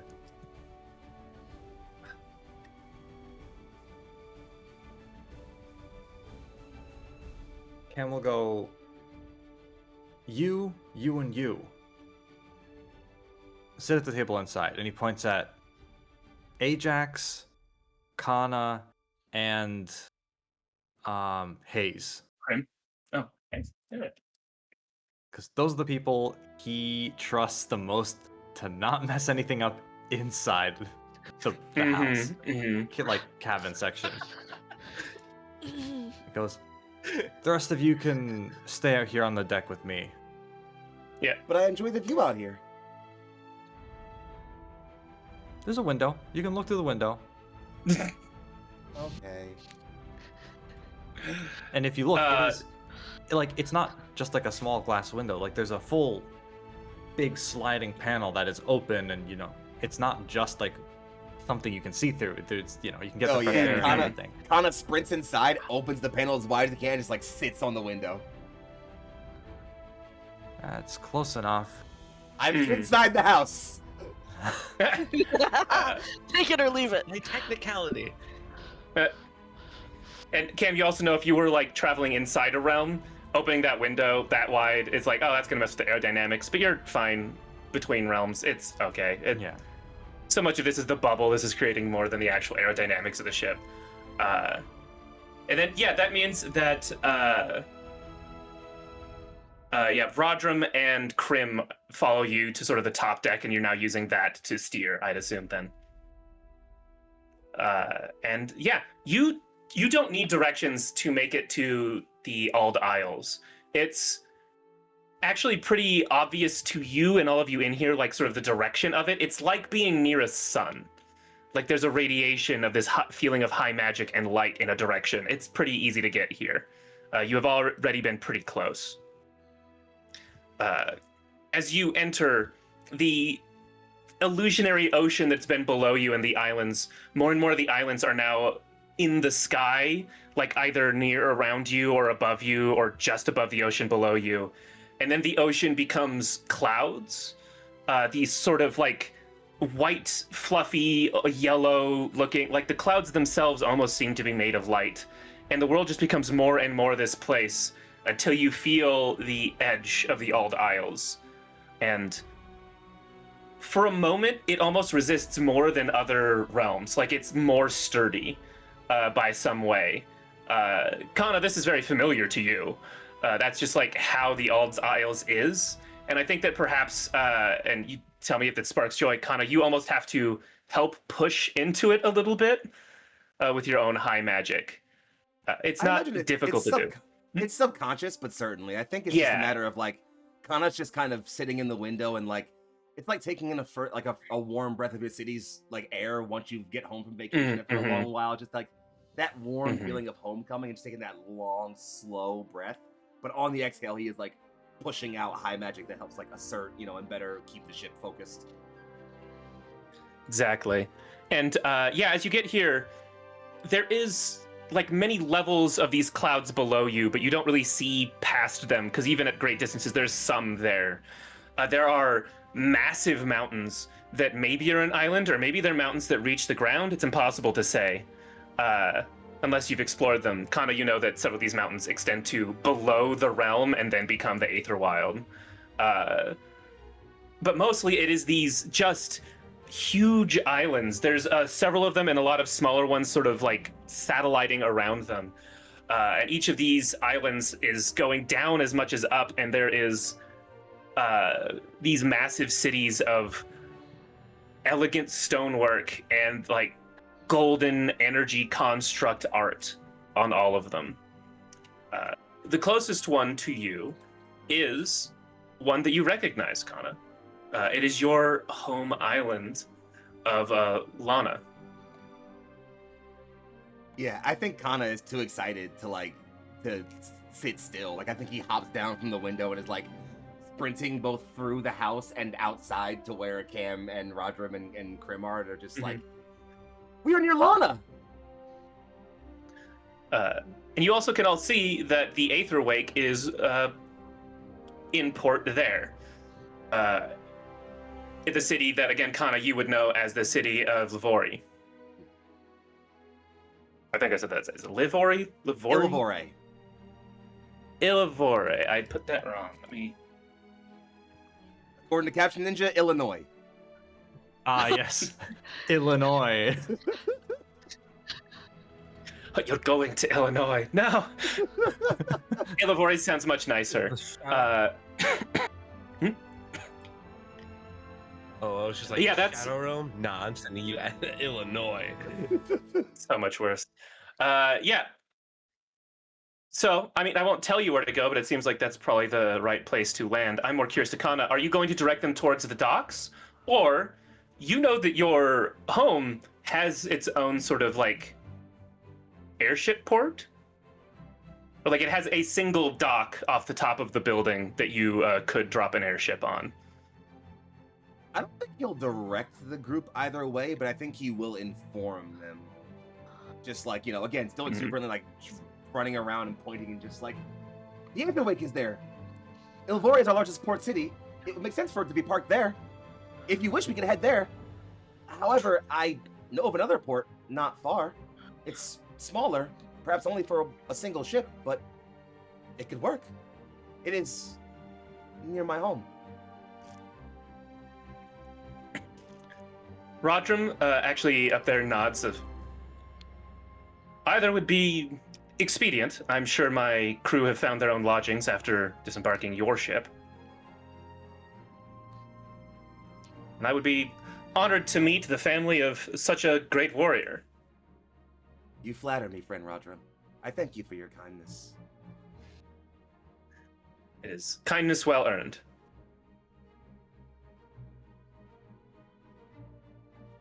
Friend Cam, this is your ship, and thus I will abide by your call. Wherever you wish us to go, we shall go. Let's dock as quickly as possible. I want you all off my ship. This is getting too. Some of you are getting too comfortable, and you can tell he's looking over at Krim, who is. I don't even know what they're doing. He's chilling. Like there are some seating like up on top. Although I think that while you're traveling, you keep most of it like battened down and not like folded out. But there are some seats there. He's just like lying sideways, jamming the whole time. He's like, I'm not needed for this part of the journey. Hammock. Yeah. Yeah, let's dock quickly. I want everybody off, and then we can go see your family and visit people and find out what's going on. Very well. I do think that would be then easier to be in the city and not in Kana's family dock. All right. So you bring this in. Probably you don't even have to really find a dock because you have like a docking. You do have a place to dock like on the Aether Wake, so you technically don't need to like find your own place. As you get closer, it's like a little dinghy ship, like that's has like its own little sail, but like the sail and the rudder are high magic, this hard light. That two people, one on each, do sort of come in on this tiny ship next to it. They are carrying spears of hard light, and they do hail you, but they almost stop immediately when they see both Rodram and Kana, two extremely high-profile like members of their society, just wave and they just nod and let you pass. Atadana, friends. Thank you. Because they have a spear, it's a spear to forehead and heart as they also bow. And you very easily make it to the Aether Wake. And Cam, you can get everyone off of your ship. Yeah, I'm gonna, Cam ushers everybody off, turns to Kana and goes, okay, where to next? I am uncertain. If the Aetherwake has business in Elvore, then we could perhaps remain here for a while. Otherwise, I am fine to visit my home later.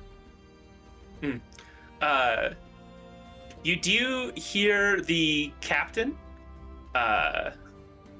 Zane, they are clearly talking to someone, and as you overhear, they're talking to someone at the deck, or at the dock, and is talking about supplies. It seems like you guys have used up a lot of your food supplies and medical supplies helping Rodram's crew. Rodram goes to join Zane, but that's what they do. What he does with them, so you can decide if you follow or not. Have we business in the city? We were called to the capital, which is at another isle, Ranai. It's not far, but about a day or two's travel by ship. If we are here, well, I suppose we could explore the city, see if there are things we should know.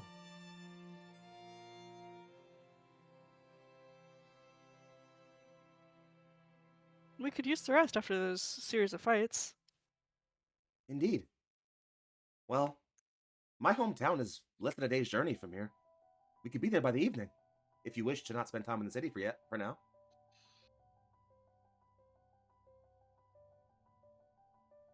My mother did ask me to come home at some point. She seemed expedient, but her tone is always rather blunt.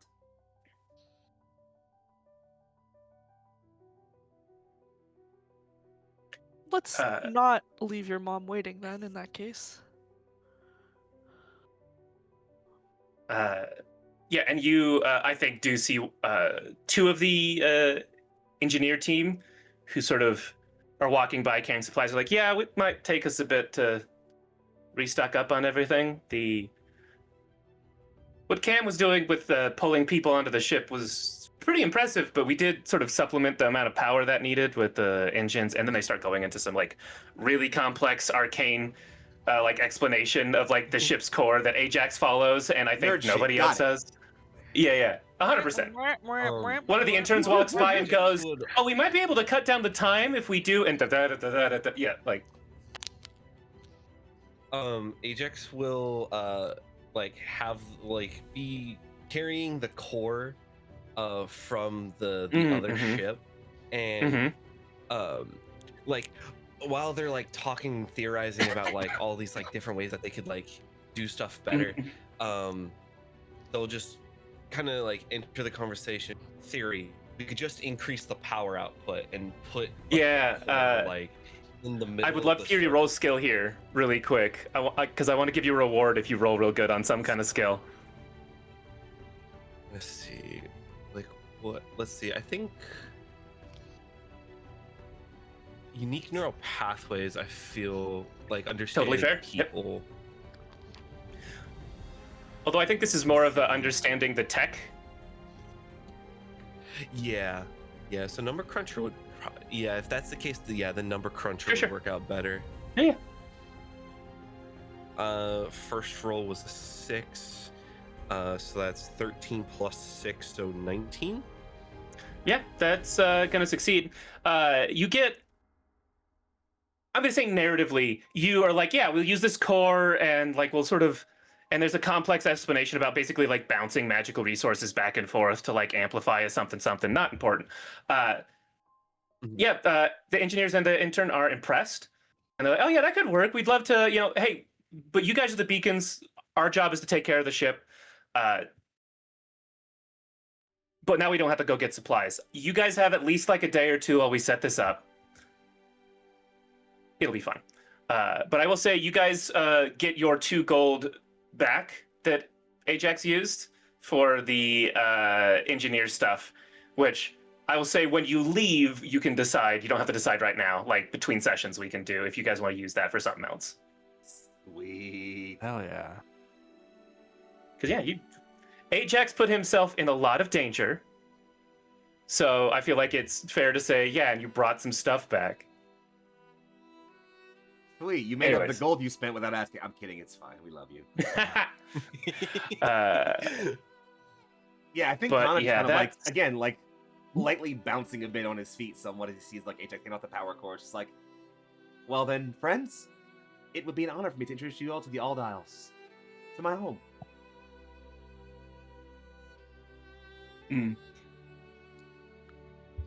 You all step off the ship. First things first, Foxy, did you have like an idea for some small creatures that might infest the ship here? Because I have some thoughts, so if you don't have one. You know what? Go wild, friend. Have fun. Yeah, the thing I think all of you notice first is this is a realm absolutely soaked in high magic in a way that even the creatures here kind of use it. And so one of the like things you can already see a few of these creatures sort of attempting to join the ecosystem that is the Aetherwake. And one of the engineers, you think Penny probably, is trying to bring them on the ship or like entice them on. It's like a hummingbird. It's like a hummingbird, but instead of like living wings, at least it looks like it has hard light, like this high magic hard light wings that buzz at such incredibly fast speeds. It has almost a musical hum to it. And then when it moves, hummingbird's already almost near teleport to like human senses. These are actually like faster. Kana, you have always been impressed by the speed of these. I think that they're called light skimmers, like is sort of the colloquial term for these birds. They also don't have like hummingbird beaks. They have more like a beak that I think you would all recognize is great for catching like bugs and things. And in fact, there are also some bugs that seem to be doing a similar, like, super fast teleport light thing with theirs. There's like a dragonfly-like creature. But these light skimmers are the things that are trying to be brought onto the boat. And if the past is any indication, you're going to have a few on the boat now. Yay! I love them. Our arc continues to grow. We're getting a creature from all the realms. We're gonna rebuild the realms right here on our boat. You gotta catch them all, complete the Pokédex.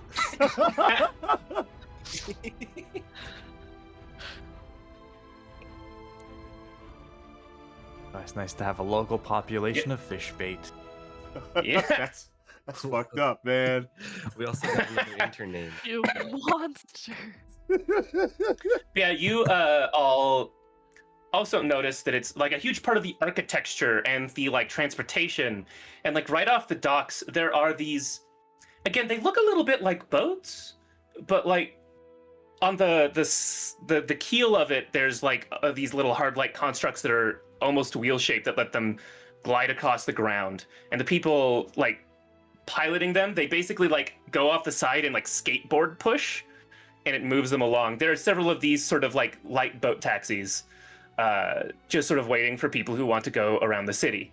Connor, you're very familiar with them. It doesn't take, like, they don't cost a lot. It's like, you know, bike taxis in a city.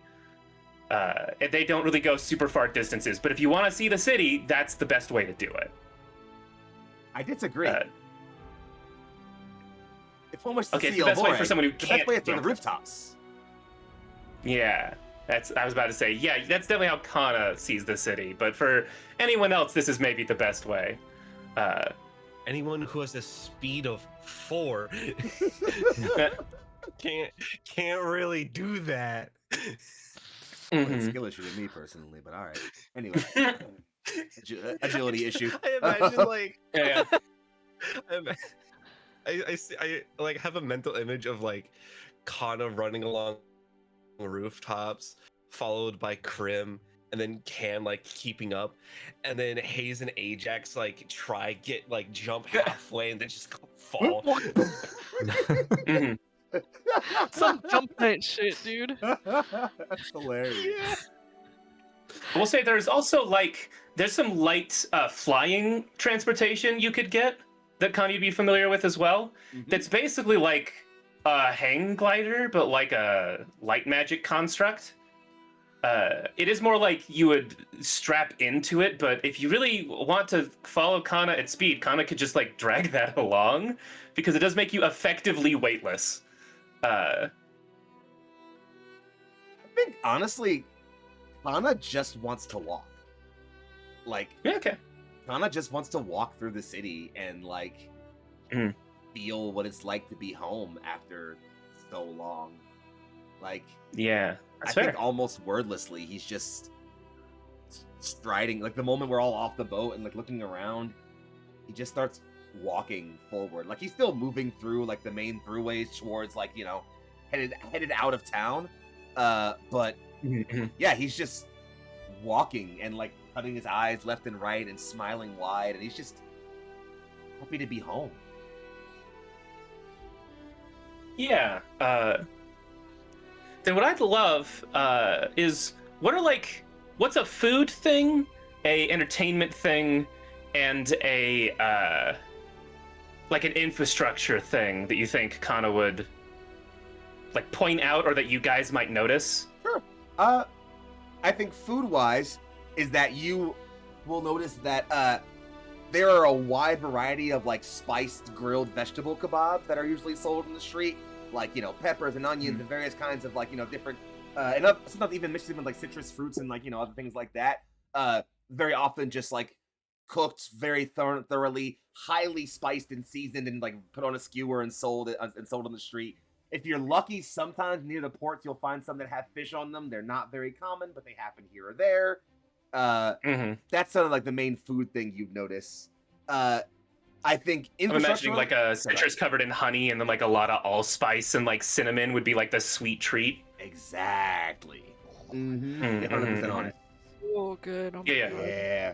I think infrastructurally, like you mentioned, that like a lot of the buildings have like columns or pillars that are situated with hard light, or kind of accented with hard light, and it's kind of accentuated into the artwork and in sort of the way around. And the city is almost kind of not literally tiered, but there are plenty of hard light walkways that are meant to be like you ascend to a higher level to get to this building, and then to a lower level to get to this building, and so there's a lot of verticality in the city, kind of a lot. Terraced is almost the word I would use for it. Yes, because these are all mountains. Great word. Yes, terrace is a great word for it.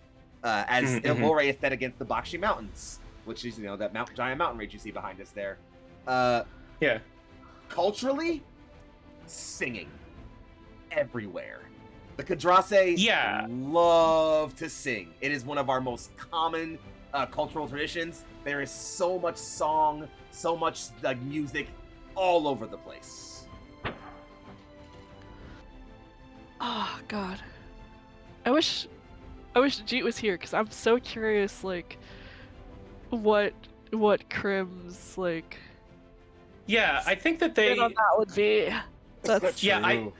I won't say what Jeet is gonna say that they do with the music specifically, but I do think that Krim, they're definitely like playing along, and their instrument is like following like the tone and the instrumentation, because there's just like a lot of amphitheaters around for people to sing and perform in.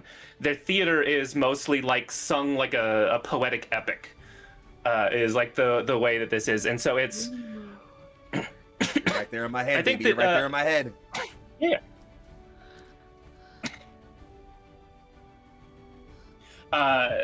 And yeah, you recognize the theater style as well from the festival that you had, the one place that Kana, you sort of participated in. And I think it's especially as you walk around, people do notice you, but it is not as intense as it is in New Avalon now. You are recognized, but it's more like, oh yeah, that's the interesting group of people we've heard about, and there's like a nod and a smile. I think that Kana gets more attention than you guys as Beacons, as like a kid who was known in the city that now is like, oh yeah, he's starting to get famous. People greet you warmly, but not like invasively. It's just like, hey, Kana. And just like, hi, how you doing? Like a very quick. Yeah, Kana kind of responds back with slight bows and then turns to his friends and just says, Beacons are an old tradition for people like us. We understand them culturally. You all are welcome here, but not as odd as in other places, it seems. I will enjoy that while it lasts.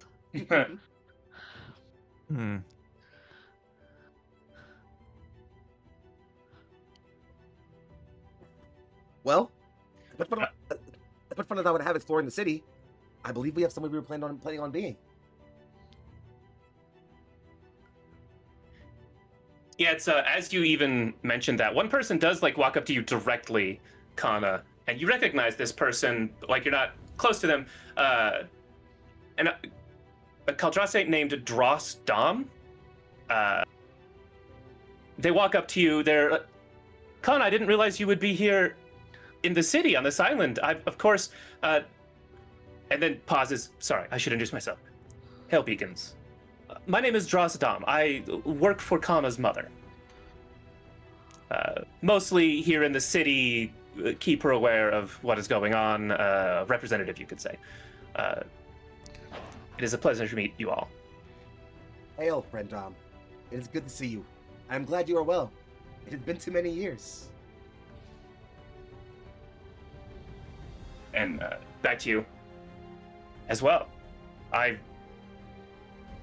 It's wonderful to see you. And you understand, Ross is a little scatterbrained, you could say, at times.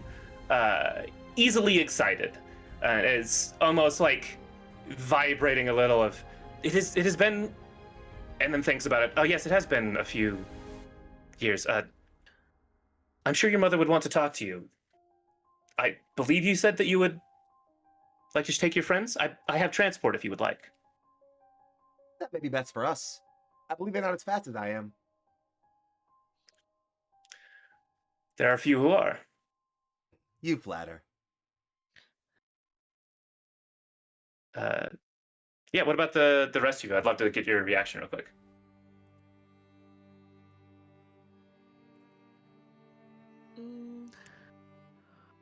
I think Hayes will kind of like nod at Kana's like hail to Dom. Like not really sure if it's appropriate for them to like repeat this hail, but want to like acknowledge him and like greet him. I think Dross does hold out their hand to you guys. Like the more New Avalon greeting. They seem to be... The thing they're very good at is talking with people and sort of meeting them where they are, which is perhaps a valuable skill amongst Keldrassi. So we'll shake your hands or return that gesture as you guys wish. Yeah. I think in that case Hayes will shake their hand and then try to do the bow, but they might get the things in the wrong order. So I love that you do the cross. What is it? It's like It's just forehead, heart. And then heart. There's 3 different things and I don't know where they are and I don't want them to fear. I don't know. No, I think that's perfect though. In my head, like there is maybe like some older traditions known around like New Avalon and the Mongolia realms that are like there are other gestures of touching parts of your body. So it's like probably like a magic circle shaped one that you went for first. You're like, wait, no, that's not correct. I know there are 3. So There's I'm 2. making a triangle. Wait, it's 2? There's 2, forehead It's- and chest. Head, heart, bow. Oh, okay. I was counting bow as part of it, as one of the points in the triangle. 3 points. No, Son of a gun. Okay, yep. but no, I think that's pretty good. There's like to learn and experience in the exactly. culture. You do like a Bro, we 3-point learned. thing that's more of like a magic gesture, and it is still received warmly. Dross like no, it's and then he like just demonstrates. Kana's chuckling. Or they just off to the side demonstrate a really little bit. I will mimic, hopefully correctly. Ba-ba-boom. Ba-ba-boom. Okay. Ajax will also return in not like the head and the heart, but also like the more like I guess like it would be like slightly informal, but like still well respected of like just what Foxy had done, just like hail and just that bit of a bow.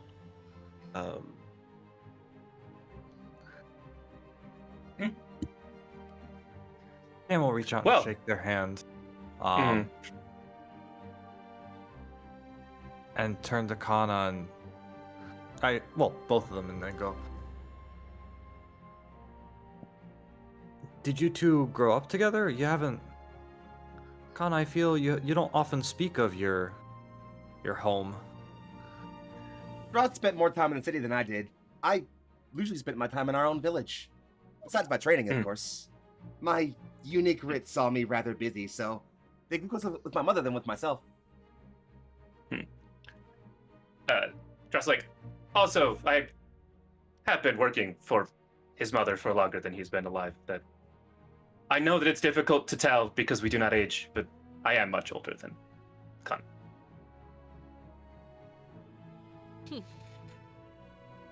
And yeah, like the Keldrassi are, like, I don't know, few hundred years probably? He turns. I've quite forgotten when you were born. Kana says, I believe I am 262 solar returns. Ah, yes, then 158 years older. I was quite young when I started working there. And Yeah, you we'll are turn all the reminded. Man, that 401k Yeah. looking You, big. those of you with Sorry. sharp hearing might hear him mutter under his breath. And I make fun of Lemmy for being old. You are all reminded, you're surrounded by Keldrassi that have like a range of size and like skin tone and hair color and all these things, but they all look quite beautiful and about the same age as Kana. And you realize, oh yeah, we can not tell the ages of these people. Like, they do not age much at all. Black don't crack. Look, I'm not the one who invented these people. Look at Foxy. This is a lot. Yeah. Trust says, That just what? reminds me of your mother. True. She is Yeah, that woman.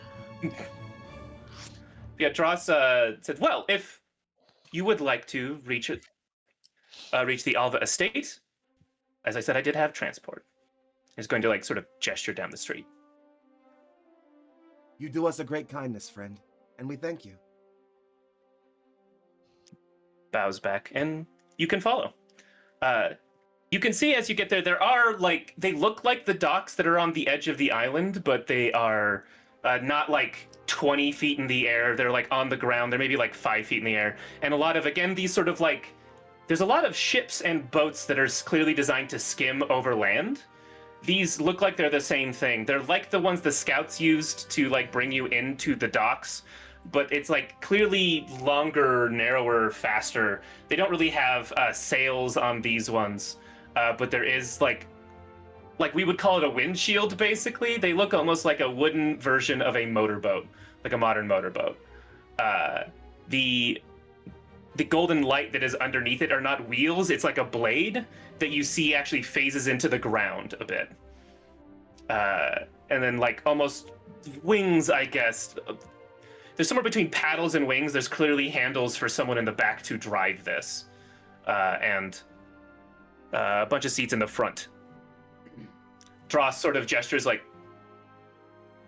Kana, if you would like to drive, but I'd assume you'd want to talk to your friends.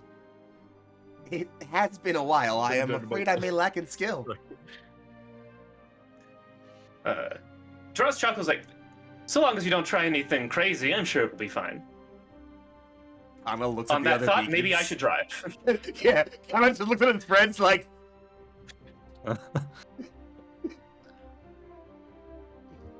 Yeah, okay, alright, fine. I will drive, and perhaps Kana can put in some practice on his own when we get to his house, to the estate. And he does get in the back. And it's pretty comfortable. You guys are like mostly facing each other. It is like the sort of front of a motorboat, just extended. And you get in and you realize, yeah, there's a reason that maybe Kana needs to be practiced to do that, because this thing has kick. This is like a land speeder kind of like vibe. It is hovering over the air. You can feel it almost bounces like it's on water. It's like when the fin gets out of the ground, it starts going back down, but it can sort of kick up in the air.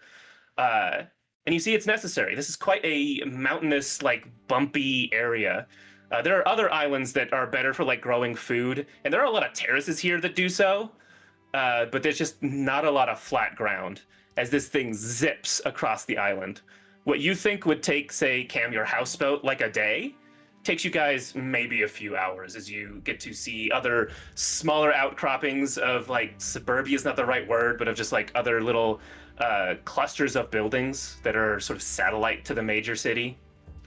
This is nowhere near the size of, say, New Avalon, which is like a super city to end all super cities with just a suburban sprawl. This is still a massive city and a huge island. New Avalon would probably fit on this island, and that's saying something. As you zip around. It has been so long, and yet so little has changed. I suppose that is the nature of home. I'm glad it still feels familiar. As am I. I was worried.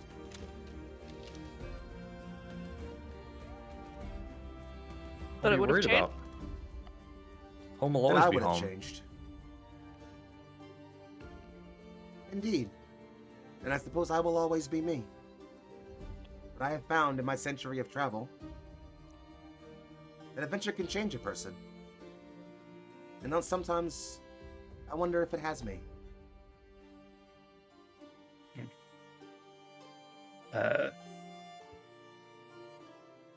Dross, who is driving, and he's not like separated from you guys. Like the sort of, again, windshield sort of covers the whole thing. It's just. Well, I think that I'm sure you have all seen in your adventures that Kana perhaps specializes in change, is the way to say it. But I don't believe that you have changed at all in a serious respect. You are still one of us. This is still home.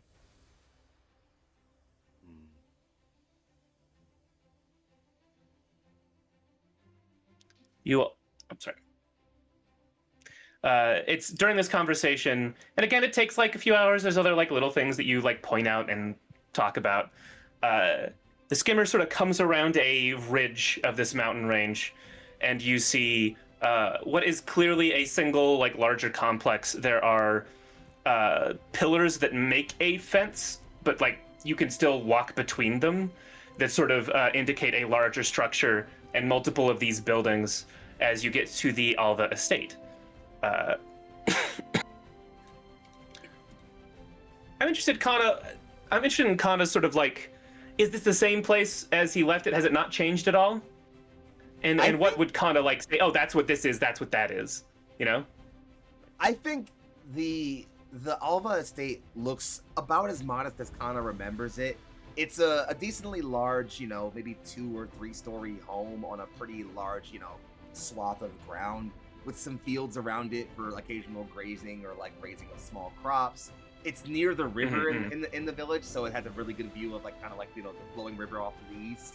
But yeah, I think it has not so much grown as it's been spruced up a bit. I think it's the home looks a little bit nicer. It has some newer, you know, outcroppings and decorations. Maybe there's like a small little like gazebo or a terrace in the field. Just some small things here or there that I think are a little bit different to him. Mm-hmm. Yeah, it's like you're not familiar with, oh, I see that we're raising this now and that, and like, you know, those things have changed. And yeah, you can see after you come around the corner, it's like, oh, and there's a smaller village, you know, off behind it. You're like coming from the side where this is at. You skim over the water, and the ship is expertly like slowed and passes through these walls. It's when you pass through the like gate that you see there is sort of a high magic sort of spark that recognizes that you are there. It wasn't going to be able to stop you, but it does sort of indicate, oh yeah, someone has entered. As you see it ripple through this. And as that happens, momentarily, as you're like all getting off of this skimmer, a clearly more elderly Keldrasse, which is maybe a lesser seen sight, and a younger one, these 2 women exit the building. Kana, you recognize your mother and grandmother. Mm-hmm. Yeah, no, not even like there is a Kana beside the rest of the gang. In a moment, the camera shows them walking, cuts back to the group, and Kana's already halfway through sprinting over to them. I assume Drane is the one that you run up to. Is this like a tackle hug? Is this like speed up and then respectful bow? How's this go? I think Kana is too far for respect. I think he like gets there and like Drane is a little bit taller than Kana is, maybe by like about a half a foot or 2. And I think he just stops and just scoops her in a giant hug. Mama! Drane smiles. She is clearly happy to see you, but is like such a reserved person, even for Keldrasse. Just a gentle smile and hands like returning the hug, although she's lifted up, so it's like down towards you. And my son, welcome home. It has been so many moons, and I have missed you so dearly. As have I. As has the town. And then behind, Deus? Deus. The grandmother? Deus does. It's like, so have I. Don't leave me out of this. It's like a little more sassy old grandmother. Kana puts his mother down, and as a contrary, because Deus is a warrior, Kana gives a very, very low, respectful bow and just, it is wonderful to see you, grandmother. I'm glad you are healthy.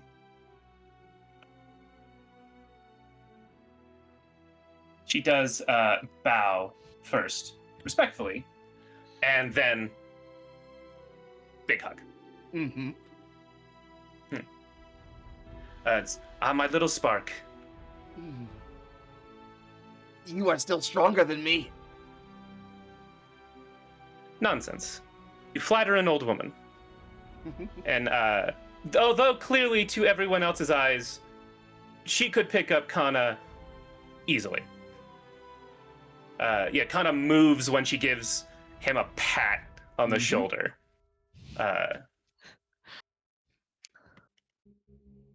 Deus then looks to the other four of you, and these are the beacons then. Yes, my comrades and friends. We have Haze Yoon, Sapphire's Glare, Cam, the Solitary Angler, Ajax, the Trailblazer, and newly joined to our crew, Culmination Crim, Punk of New Avalon. They are worthy comrades all. Yeah, Deus gives all of you the same sort of warrior's greeting, and then, well, welcome, friends and beacons. That's where Drane sort of takes over, and we are surprised to have you, if delighted. We assumed you would go to the capital first. We were waylaid.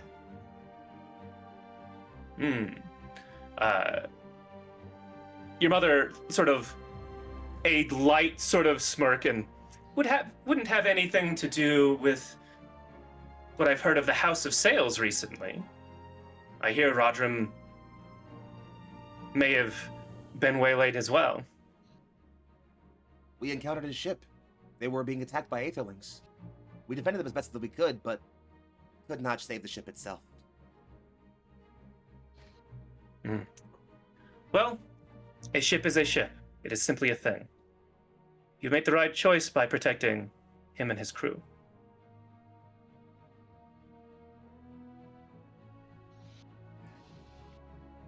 Kana beams and turns around and look back at the beacons.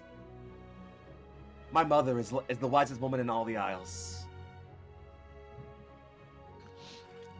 Further Honor to flattery. meet. But welcome flattery. Come, inside. I'm sure we can make some food for our visitors. And it is Kadrase custom that when you welcome someone into your home, they have to enter your home before you. And so Kana kind of steps to the side to let the other beacons move in first.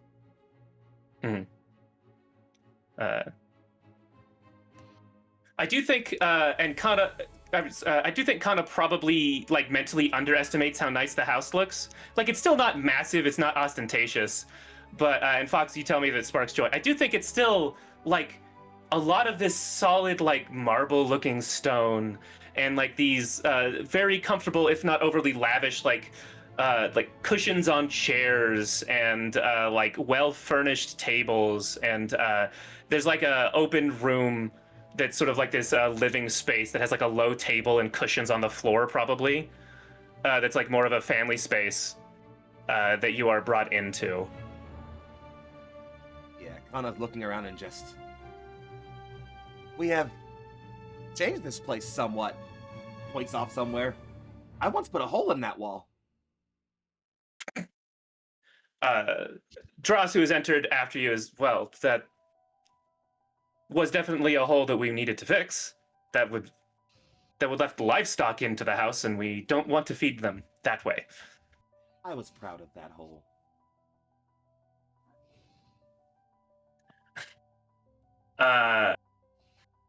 Deus, well, it was a mighty blow, but we did have to work on your aim at the time. Training, as with all things. I have grown strong in my time away. I can assure you, grandmother. Seen many things, and met great friends. I think she does chuckle and well, you'll have to tell us. And Drane sort of gestures to Dross, and could you go prepare us some food? That would let us talk for a minute. And he does sort of leave to go do so. And you are all sitting here at the table, and you have a captive audience who would love to hear about your adventures for a moment. Oh yeah, Kana's gonna spend every moment he can boasting nonstop about all the cool things his friends can do. I would love to hear from the friends. Do you how do you react to those stories? Do you try and downplay? Do you play it up? Do you just let him?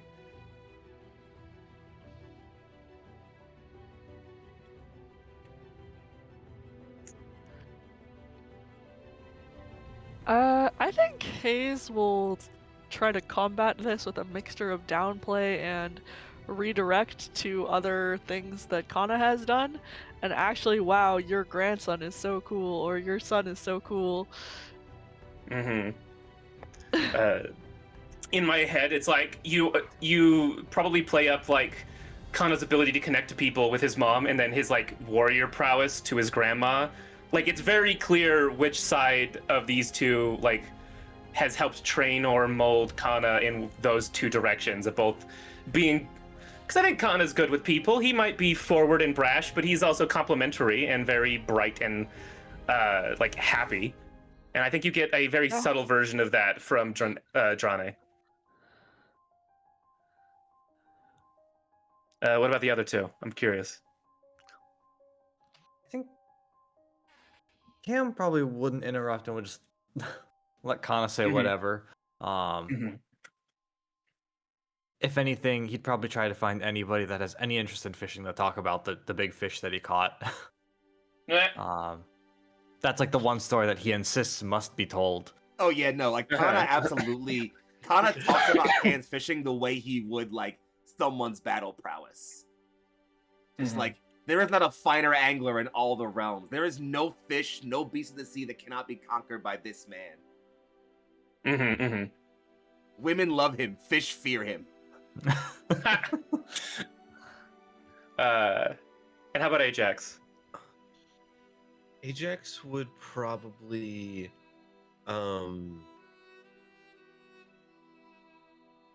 let's see. Downplay embellishments. They would, but in like a no, it was this exact like weight and size, or like it was that distance exactly, like with the exact measurements and like power of things. Yeah, they would definitely keep like make sure that like the story that is being told remains like as true to how it actually happened. Oh yeah, and I think where like, you know, I talked about Cam, and I think like for Hayes, Kana like definitely talks about like their interpersonal aspects and like how much people like look up to them and how defensive, how much they defend people. But I think like mostly really plays up like the strength of their arm and how like imposing their armor is, how they shake off blows like it's nothing, and like really plays on that. And I think also probably calls them beautiful a couple times without like really meaning to, just kind of like being very honest about things. But I think y'all can almost see the Drane will remember that just like pop up. Just really? I think as a counterpoint though, while Kana absolutely talks about Ajax's impeccable accuracy and like precision with their weapons, like their knowledge of like weapons they use, I think Kana really plays up how human Ajax is, for lack of a better term, like how well Ajax connects to people and how honest they are and how like inspiring they were in the Magnolia realms. Like I think Kana really plays into like how much Ajax is like a champion of the people. I love my friends, gang. Exactly. And I think that it's like the conversation comes to the most recent thing, like how you guys got here. And I also imagine that's where you play up Crim and like their ability so far to like coordinate, almost like that Crim's like bringing the team together to act as one in a lot of ways, because it's like this big feat. Turning battle to a concerto and remaining both just as beautiful. And we'll ask Jeet how that feels when we get a Jeet back. But that does sort of lead to now Drane saying, "Oh, that sounds like you've been through an awful lot to get here. That must have been quite tiring. We do have a spare room, as well as Kana's old room that you may rest in. I know that it is getting late in the day. It's like I imagine that you would want to rest after this ordeal and continue on to the capital tomorrow. Yes." I believe that was our plan, yes. Our ship is currently docked in the city, in Elvore, getting repairs and supplies. Afterwards, I believe we are headed for the capital. Though I am not sure what business we have there yet. It has not been made clear.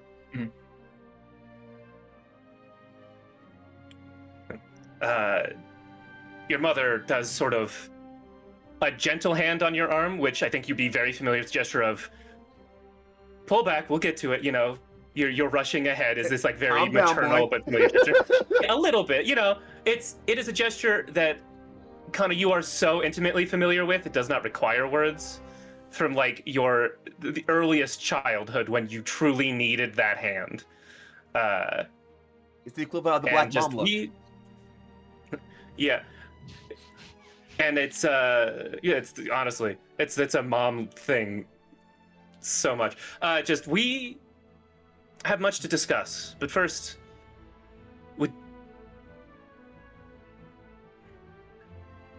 we would like to talk to you further while your friends maybe get settled in. Dross has come and like during the story brought like some snacks.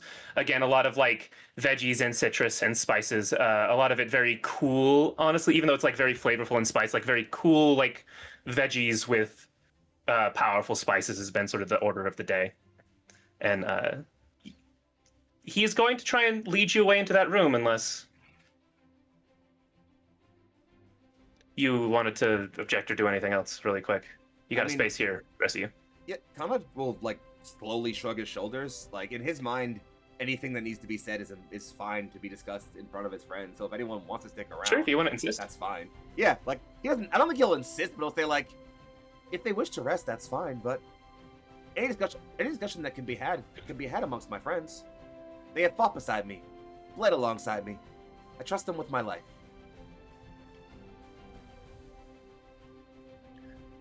She nods, but she is maybe a more stoic woman than many Kaldrase, and definitely more so than Kana. But you have lived with her your whole life. You see sadness, just a hint, and hesitation, and I will not deny that your friends will perhaps help here. I think regardless, Hayes will go to the other room. Kind of like, I trust whatever is important Kana will relay to us anyways, and I don't need to intrude on this conversation necessarily.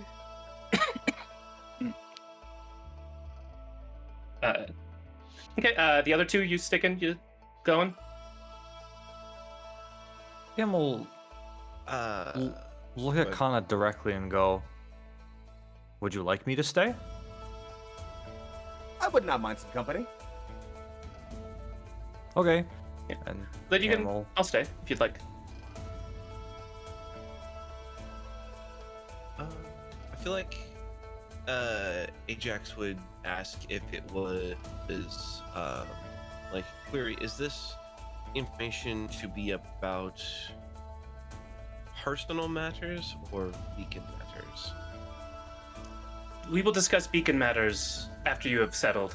We will have a full meal and we will talk about what it is that we need the beacons for. This is more for Kana. You are welcome to stay if you wish. Okay.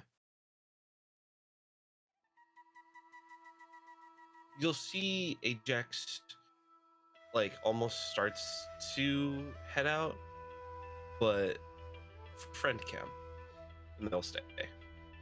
Or sorry, not for friend Cam, for friend Kana. I don't know why I got those names mixed up. BK, same deal. Then yeah, you and I assume if everyone else is staying, that Hayes perhaps would stay. Yeah, maybe. Yeah. Then it's Johnny nods and very well. Kana, I'm sorry. Yes, Mama? Your father has passed. Anna's ears just fall to the side of his head. I see. And when did this happen? Quite recently. I did not wish to distract from your duties as a beacon, and was quite happy to have a reason for you to come home that was not just this. made my decision easy to send that letter. My doll has brought me home for a reason. It is meant to be that I am here. For you. And Drane did like step closer to Kana and is mostly just addressing you and has... It is again a very familiar gesture of a hand, not like on your shoulder, but like on your arm next to your shoulder to like welcome you into a hug if you need it. Yeah, I think Kana pulls her into a hug, but it's like, you know, back straight, arms kind of locked. Like he's hugging her for her. Like he wants to be there for her right now. Yeah. And again, yeah, you are so familiar with her in a way that like no one else in the world is. You can see that she has already cried about this at some point, and the tears will not come now, but that she's not over it. She hasn't like processed it, but she is not like, she's not at a breaking point, but she loves that you are here now in this embrace, and there's just a gentle like melting into the hug. Subtle in a way that again no one else in the room would see besides you and your grandmother, but that it is this moment here. Yeah, I think Kana will just kind of quietly hold her, gently rock himself back and forth, give her some time to kind of just be weak for a few moments, and eventually when she's gathered herself, he'll let her go and take a half step back, look over at his other beacons, and well, actually he'll look back at his mom first and just, I sense perhaps we may all need some rest.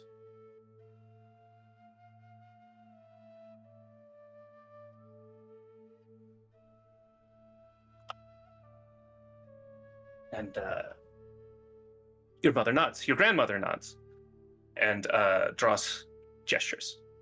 And he'll look at his other beacons and just, apologies, friends. I was going to say that you all look forward to my father's breakfast. He was a wonderful chef. I hope you all rest well for the evening. I believe I may need to get some air. Understood. Sorry for your loss. Jax will do the Camel pat him on the shoulder.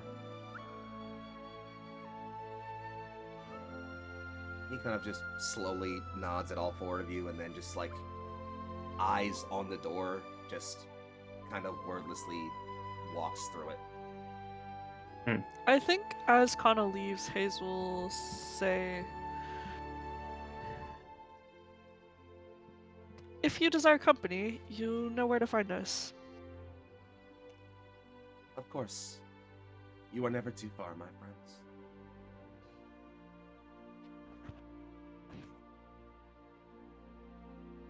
Kana, I will find you all before the night is over. And he'll just kind of turn and walk out of the door. Yeah. Kana, you walk out of the door. And again, if this sparks joy, where is a place that is not in this house that Kana thinks of his father in? Like, what does he associate with his father that's not inside of the house? There is a hill just north of our village. It's not the highest hill around, but it's got a really good view of the surrounding plains and forests. And Kana and his dad would climb it sometimes and just stare out and spend the entire sunset just watching the forest and talking. And it's the reason why Kana loves high places so much. You can see the island of the capital city. You can see the other islands that are sort of so critical to this place, the 7 major islands. You can see most of them from here. There's like 1 or 2 hidden behind the mountain, but because you have this higher space, each of them glowing and pristine. And you remember with your father, when you were quite young, him pointing to each one and saying, oh yeah, that's what this island is, that's the city that's there, this is what makes it great. This is what makes it an amazing place to visit. This is what makes our next trip there an adventure. Is Kana like shocked that this happened, or is this something that like Kana was aware that this was like that his father was going to pass earlier at some point? I think it's a weird combination of things, but I think I'll elaborate on it more when I have space for it. But I think for now I'll say that like this isn't like a massive surprise, but I don't think this is the kind of thing Kana ever saw coming, because whoever plans to lose the strongest person in their lives, you know? Yeah. So this, then if I may, Kana, you stand here and you think of your father, and you thought that like you knew the shape of this grief when it would eventually come. Like you'd considered it. It just, you were not quite ready, because no one is.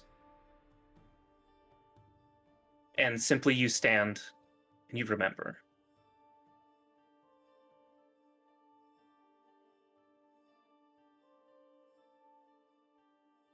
And he'll kind of just look up at the slowly fading day and just, one more thing to carry with me.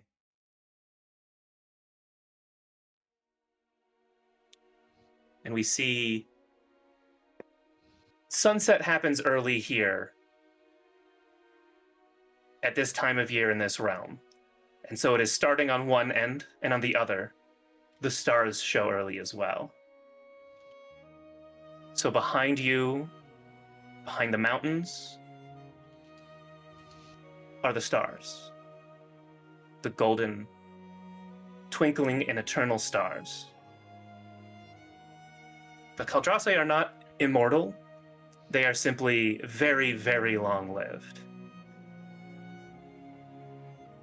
But they are like the stars, as they say. You swear you see a new one.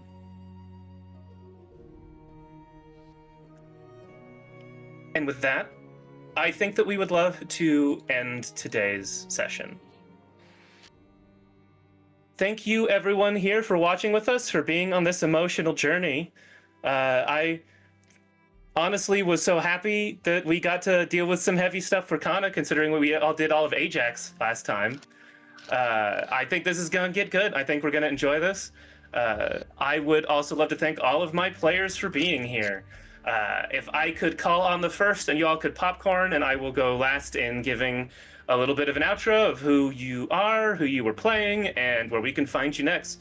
Let's start with, because the spotlight's already on him, the fantastic and fabulous Foxy. What's going on, friends? I'm Young Foxy, aka Big Foxy, also known as your favorite Fox Philly's finest. If you're looking for me, I'm all over the internet at Young Foxy. It's YUNGFOXXII, sometimes with an underscore in the middle. Tonight, I had the esteemed pleasure of playing Kana Alva, the Aria Cavalier, our intrepid little, lovely little boy with the mostest swords, the biggest heart, and a whole lot of sorrow behind all of it. And I look forward to exploring more of that as we go forward. It's been a great time, and I have a great table with me. So I thank you all for coming out tonight. You'll see me next, right back here tomorrow, exact same time, for another wonderful episode of Blood and Currency, our MechWarrior Destiny mini-series. It's going to be great. If you like that drama today, stay tuned. And I'm going to popcorn it over to Lucian. It's me. I'm Lucian. I played Cam, Solitary Angler. I will also be here tomorrow for Blood and Currency. It's gonna be a good time. And I'll send it over to Egg. Oh shit, hi, I'm Emily or Egg-chan, and I was playing Haze Yoon, Sapphire's Glare. And you can find me tomorrow on Blood and Currency here. And Wow. before Blood and Currency, you can find me on Meg Mysteria's stream for some art fight shenanigans. What does that look like? I don't quite Ooh. know, but it should be fun, so be there or be fucking square. And I'm a Art. peasant joust. Hello, everyone. I'm Chouse. I've played Ajax, the Trailblazer. Guns. I got Guns, baby. Yeah. You can largely find me here. I think either Tuesday or Wednesday I'll be streaming on my own channel at It's Chouse. Probably gonna be playing some Space Marines 2 because I just got it recently, even though it's like 6 months old. Something like that. There is no expiration It's date on totally the game toy. in my eyes. Exactly. But I think that's really all I got. Perfect. Well, thank you, Twitch, and thank you, Internet, for being here. My name is Tate Washburn. You can find me at Tate the Terrific on any place I care to be found. If you find me somewhere else, no, you didn't. You should, in fact, actually follow this channel's Blue Sky at Neon Lights Roleplay, because that's where several people who are much funnier than me run the social media and we announce all the cool stuff. Or join us on Discord, where we meme and we stream and we sometimes pick up cool people for cool things like this. You will find me next at Steel and Arbor this Thursday, I believe, and then back here again 2 weeks from now on a Saturday, where we will continue Sad Kana Hours. It's wonderful and dramatic. I love that you all have been here. I'm so grateful you all have joined us for today, and we will see you next time. And Bye-bye. speaking of Meg Mysteria, we're rating them when we leave, so don't go anywhere. Yes. Bye. Oh my god. Bye. Tell her you're the questers that are here. I don't know, something.